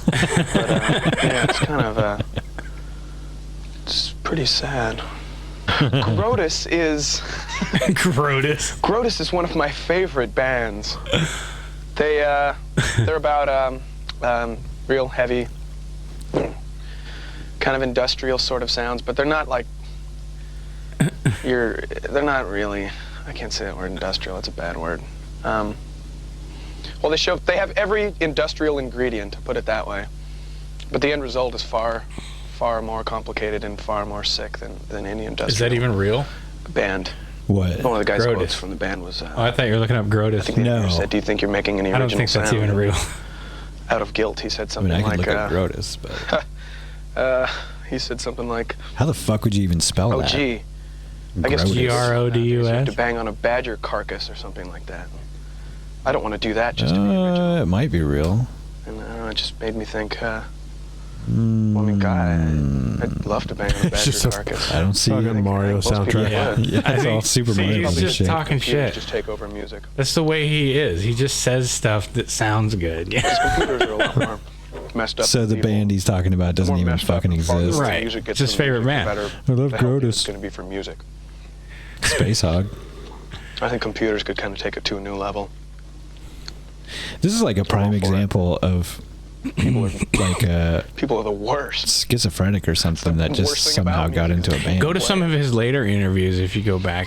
There's some newer interviews where he likes to like trash people. Oh wow, he's like super old now. And was I say 1 year ago? That says 9 years ago. There was one from 2021. TC Helicon presents Mike Patton. Oh, this might be what I was talking about. Vocal philosophy. Philosophy as a vocalist is to blend into the band.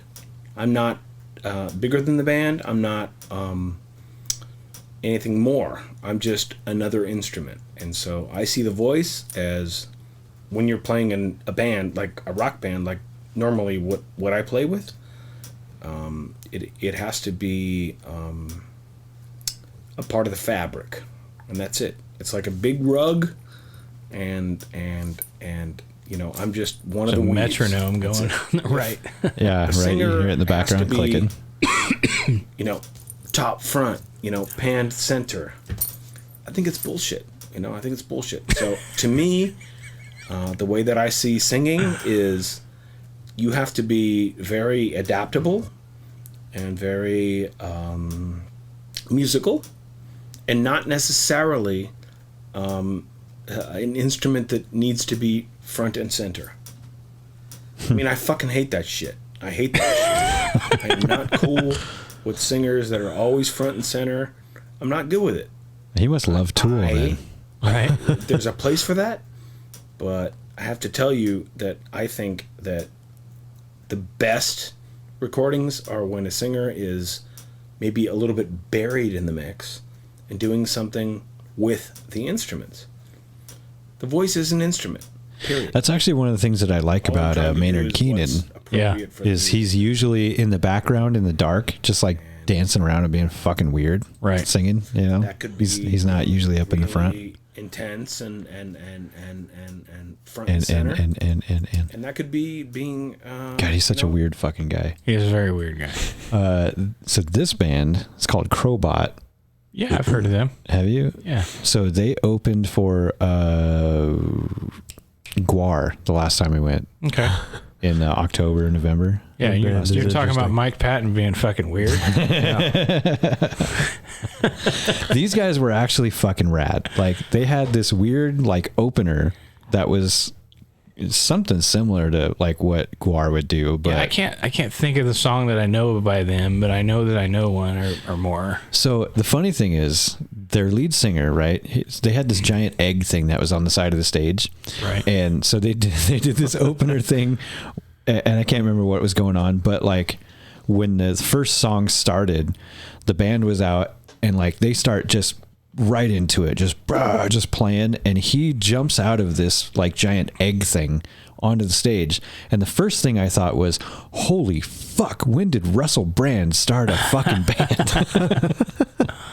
Because he looks almost exactly like him. And so they did this song and the accompanying music video. It's called Keep Me Down. And in this video, he puts up like all of these social media posts of people making fun of him because he looks like Russell Brand. I'll have to skip forward.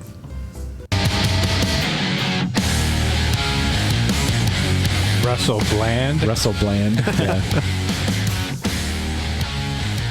I think they're actually a really good band, though. Like, their music is really good. He is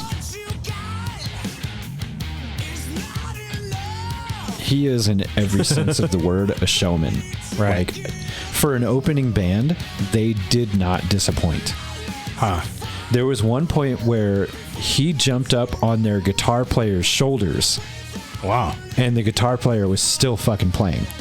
So he goes over to like the side of the stage and he gets up on like this one of the amps, and he's standing up there, and the guitarist comes over and he's still fucking playing, and he just kind of tilts his head down, and the fucking lead singer like jumps backwards onto the guy's shoulders. Wow. And then he's walking around with him on his fucking shoulders, still playing. Doesn't miss a fucking beat. Nice. Wow. Which was kind of weird to me because he's in like tight leather pants, and the only thing I could think of the whole time was like his hog rubbing on the dude's neck. But yeah, that's not good. I mean, some people don't mind that, I guess. Sweaty, stinky fucking leather pants. No, the leather keeps it in. It's okay. You ain't sweating through that. It's probably a lot harder to have a dude on your shoulders for that reason. If you have a woman on your shoulders, you got the suction cup effect keeping her in place.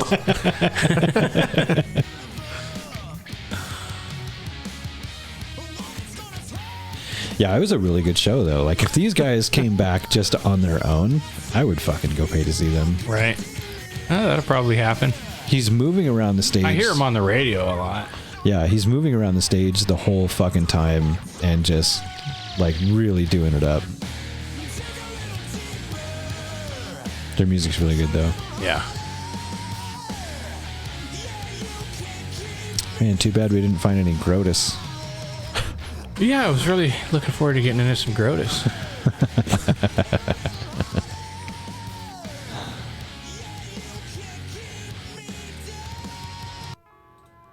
Space Hog. Space Hog.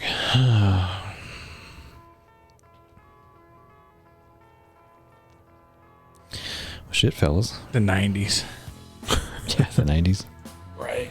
There's a small number of probably about 5,000 songs that just take me back to the 90s every time you hear them. That's one A of them. small number of 5,000 songs. Yeah. Yeah. I mean, anything from the 90s, like alternative stuff. I mean, any alternative music since then almost just sucks. Yeah. But back then, I mean, this shit was like, wow, man. And yeah, I mean, I can like sit here and remember every place I ever was, every time I ever heard this song. Right. In the 90s, you know? Like, it makes me feel old when Can't I think relate. about it, because I've turned into that guy that's like, that's not music. Right. Because seriously, anything beyond like 2002 Yeah. fucking sucks. Right. Like, I don't want to hear it. And I was born in 85, so 90s is my jam. Right. Like, anything 90s, like, I love to listen to that. Yeah. I'm a big 80s fan. I love 80s hair metal, all that stuff. Oh, yeah. 70s, 60s, 50s. Fuck. I mean, all the way back to the 20s. I listen to everything, but yeah, new music. Like, I've turned into grandpa. Yeah. I used to hang out I a think lot. everybody does that. I mean, Yeah. until something comes along that's like, you know, new music. Like we were talking about, the Winery Dogs are coming out with a new album, you know? And they've only been around, they started in like 2012 or something. Yeah. But that's different. That's completely different than what we're talking about with new music sucking, you know? I mean, Where's your music cut off, Dante? In terms of what, like, year I won't Yeah. go into? Ooh, man, I'll listen to anything. Like, legitimately anything. Any age, kind of like what Chad says. If I like it, I like it. what but about those, like, there's not really much that I've found that I don't like. What about, like, that Island Boy song? You into that kind of stuff? Island No. Boys. No, like, I guess I won't listen to that. No, but Do you know what I'm talking about? I know what you're talking about. Yeah, I know what you're talking about. Yeah. Like, No, I don't if you fucking tell me, listen to like, that. oh, yeah, I listen to that. Yeah, let's throw it on your fucking. Okay, so the fact that you don't or won't listen to that contradicts everything you just said. not necessarily. No, If he I just like said it, that if it I'll sounds like it. good and he likes it, then he'll listen to Right. it. I'll listen to anything. I listen to that fucking doesn't mean NSYNC, that I dude. like it. Yeah. Backstreet Boys. Okay, listen to that shit. Okay, yeah, everybody listens to Backstreet Boys. Not me. I couldn't tell you one of their songs. Yeah, Whatever. you could. Not one. You know them all. Yeah, you could. You have every Yeah, album okay. on vinyl and CD. Probably. Digital download. He's like, I'm going to sing it in my car on the way home. Look, there's Backstreet's back. All right. yeah. I'll listen to that if you pay me. You got a $25,000 check hand. No, I'm going to make you do something else for $25,000. We won't talk about that. That's a little self-incriminating. story. I played the fifth. It's not incriminating, just revealing. I'd be a criminal at that point. People would be after me. Yeah, isn't that some kind of check fraud? Yeah. Not if you write void on it, then no. But then I'm not actually getting paid. Well, a service was rendered. For pay. Yeah. But if the check is void, Yeah, but to me, the money's not for the service. The money's just to make me feel better afterwards. yeah, like you got something out of it too, I Right. guess. Yeah. Like, I got one over on that guy. So you just have to have a camera in the room. No, Then it's no, we legal. don't. We turn the lights off.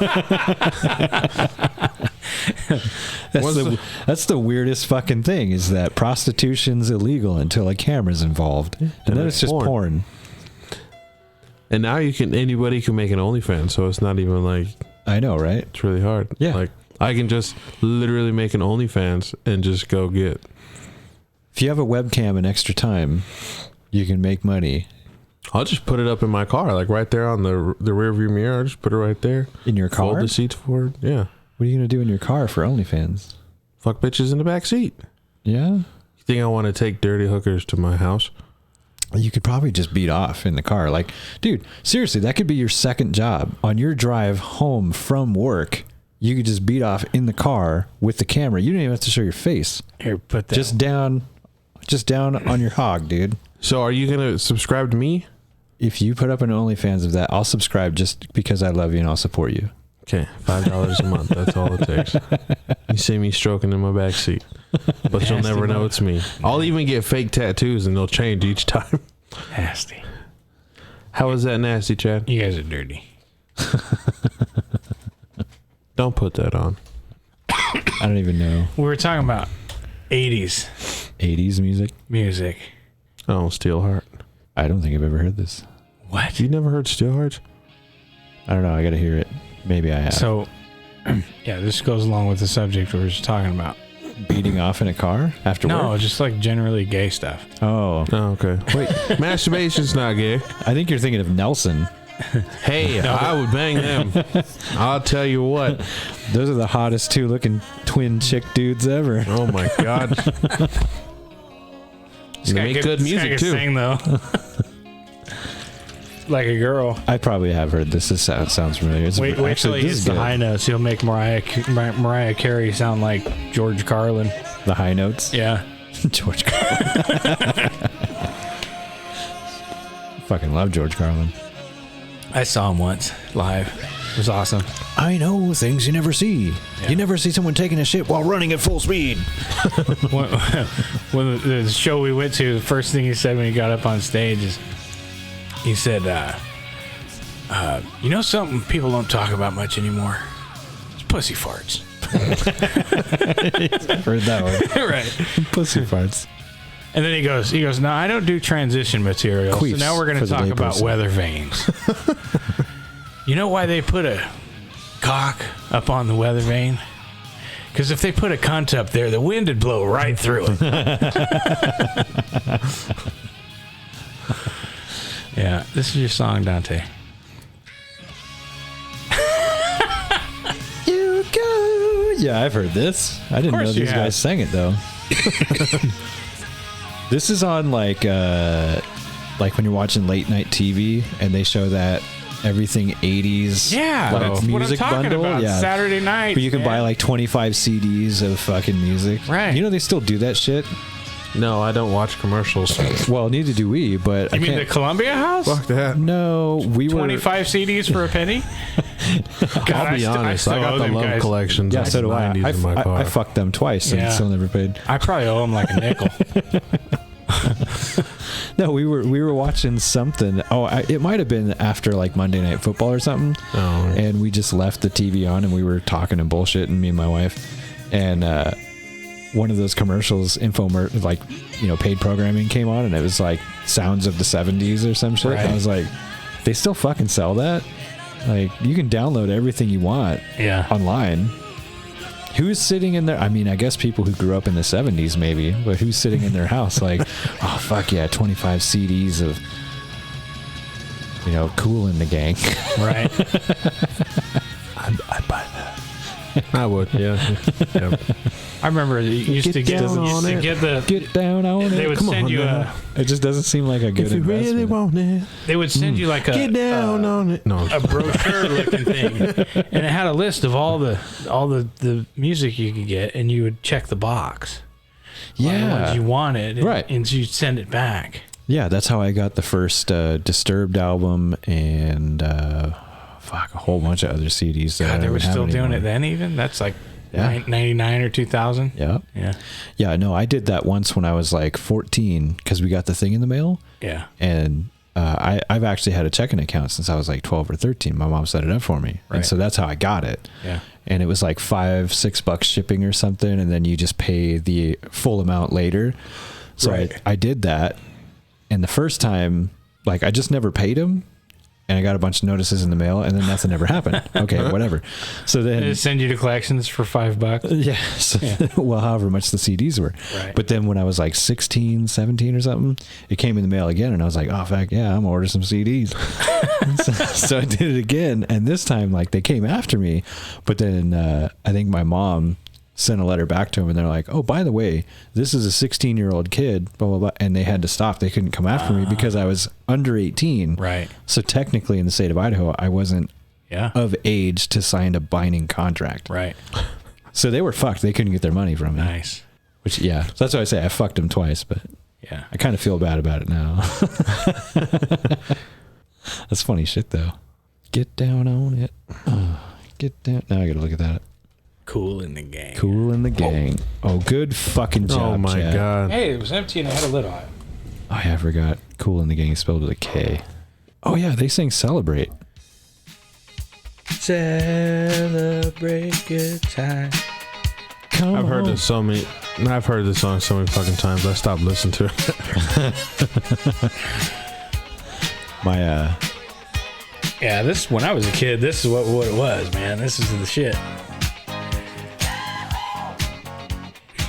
Between this and like the hit movies at the time were like Airplane. oh, yeah. I bet you never had an afro like Excuse that. me, I speak jive.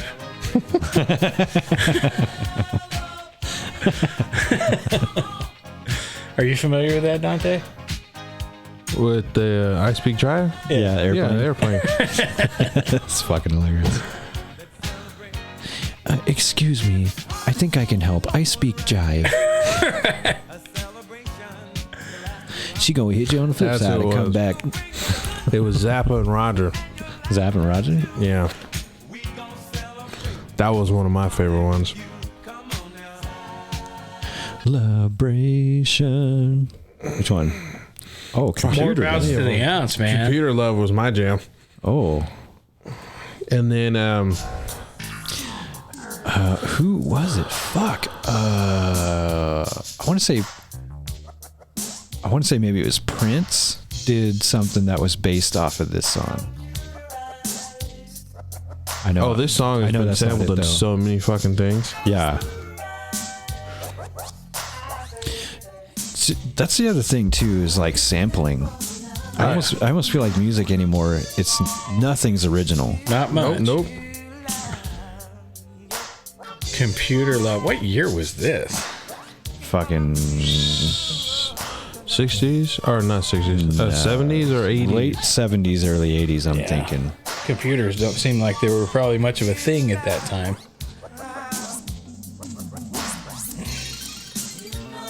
Zapp and Roger, Computer Love.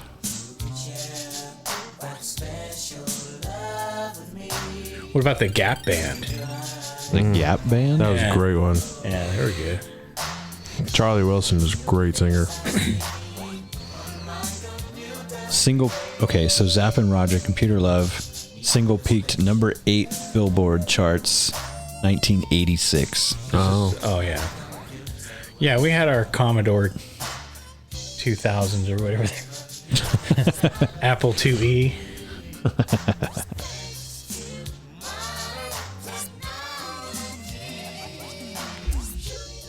Shooby Doo Bop. Best lyrics ever written. Shooby Doo Wop. Oh yeah. Hell yeah. Some more fucking music right here. Oh yeah. This is the shit I be listening to. This is what you put on when you're banging a nerdy chick. No, this is what you put on when you're that likes video games. when you're on Pornhub. No, this isn't what I would put on if I was on Pornhub. I got a playlist for that though. You have a playlist I for bet you it. do. Do you like turn down the audio of them fucking and just turn on this music? Yeah. Shooby Doo Bop. Sorry, I don't want to hear that fake acting. Shut up. Oh yes, it's so big. Give it to me. Yeah. I want to hear Key Sweat telling me nobody. Oh yeah. That feels so good. You're right. Nobody's gonna love me like I do. And then I start getting aggressive with it because I'm like, I'm right. Got to do what I got to do. And sometimes it's loving yourself. Oh man. I haven't listened to that in fucking forever. Yeah, I don't remember ever hearing that song. You don't remember that? Nah, bro. I ain't about that life. It's because you're not black. He doesn't like black people music. Now, who said that? You did. I just bought a black person's record the other day. Oh, Twisted. I did. Who? Doesn't matter. Exactly. Come on, Chad. Who was it? Michael Jackson. Oh, wait, he wasn't black. No, he was. That was the thing. He was black. He switched. A successful switch, too. Successful? Oh, yeah, there it is. Yeah. Oh, I have this on my phone. It's on my fucking R&B jams list. Oh, this is great. I have the CD in my car. Do you? Mm-hmm. I think I actually used to have the CD too, or my brother did. Oh, it's a great song. It is a great song. Timeless classic. You know who else I like that's black? This whole episode kind of reminds me of Mystery Science Theater 3000, but with music. The guy that started this genre. What, R&B? Yeah, pretty much, yeah. Is Al Green? Stevie Wonder, man. Yeah, maybe. Stevie Wonder was a badass. I think of Al Green, though. Okay. I mean, Stevie Wonder was a fucking badass for sure. I mean,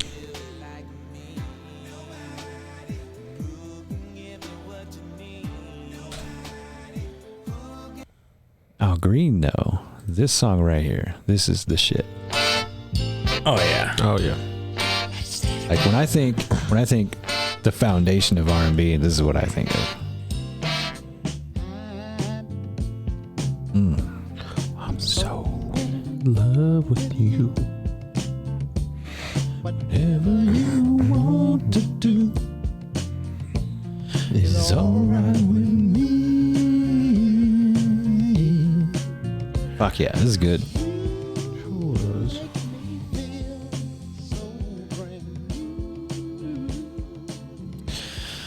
Oh man, I was born in the wrong era. Time. Oh, we're about out of time actually. Actually, are we? Yeah. Are we? Wow. Yeah, when you factor in P break and everything else, yeah, we're about there. Fair enough. Fucking A. Well, This is fun though, guys. Hanging out. Yeah, I hope your whole video doesn't get clipped for copyright, fuck. but It probably will on YouTube. Yeah, fuck, I don't give a shit. well, it'll be an interesting experiment, no matter what. It will be. Yeah, I don't know. YouTube bugs me. I honestly don't even want to be on YouTube, but there's a lot of people that listen only Right. on YouTube, and so I was Right. like, okay, whatever. I guess I'll start it up. But maybe if you put reaction, like music reaction in the title, you'll be all right. Try that. Yeah, how do they get away with it? I have no idea. I may actually, now that you say that, I may put in the title, like after, you know, the episode name and all that with our names and stuff, like music review or something, and Yeah. we'll see what that does. But I don't know if that'll matter. Right. I think their like little AI bot only looks at the audio waveform. Right. And whatever it finds that's, offensive, it fucking takes off of there. I wonder if it's a certain percentage of the video or something. Yeah, I don't know. Where they draw the line. I don't know. That fucking that one song that they bumped me for. I mean, that was like 10, 20 seconds. In a whole 3-hour video. Yeah. Yeah. And they made me cut that. So wow. Yeah, I don't know that it matters. Right. But that's what I was saying is I wanted to get like covers because I wonder if the audio waveform would be different, even though it's the same song, if it would be slightly different than what's registered with them, and if they might not find it. Right.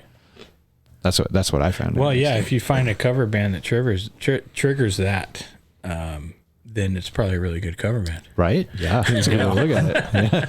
Like, these are almost exactly the same. This is kind of suspicious. We got to buy tickets to see these guys. They're so fucking good. Even YouTube picks it up. Right. Copyright claims all over the place. Oh, man. Fuck them. Fuck them. All right. Well, thanks everybody for listening. This is a shit ton of fucking fun. We will see you again next time. Peace. Bye-bye.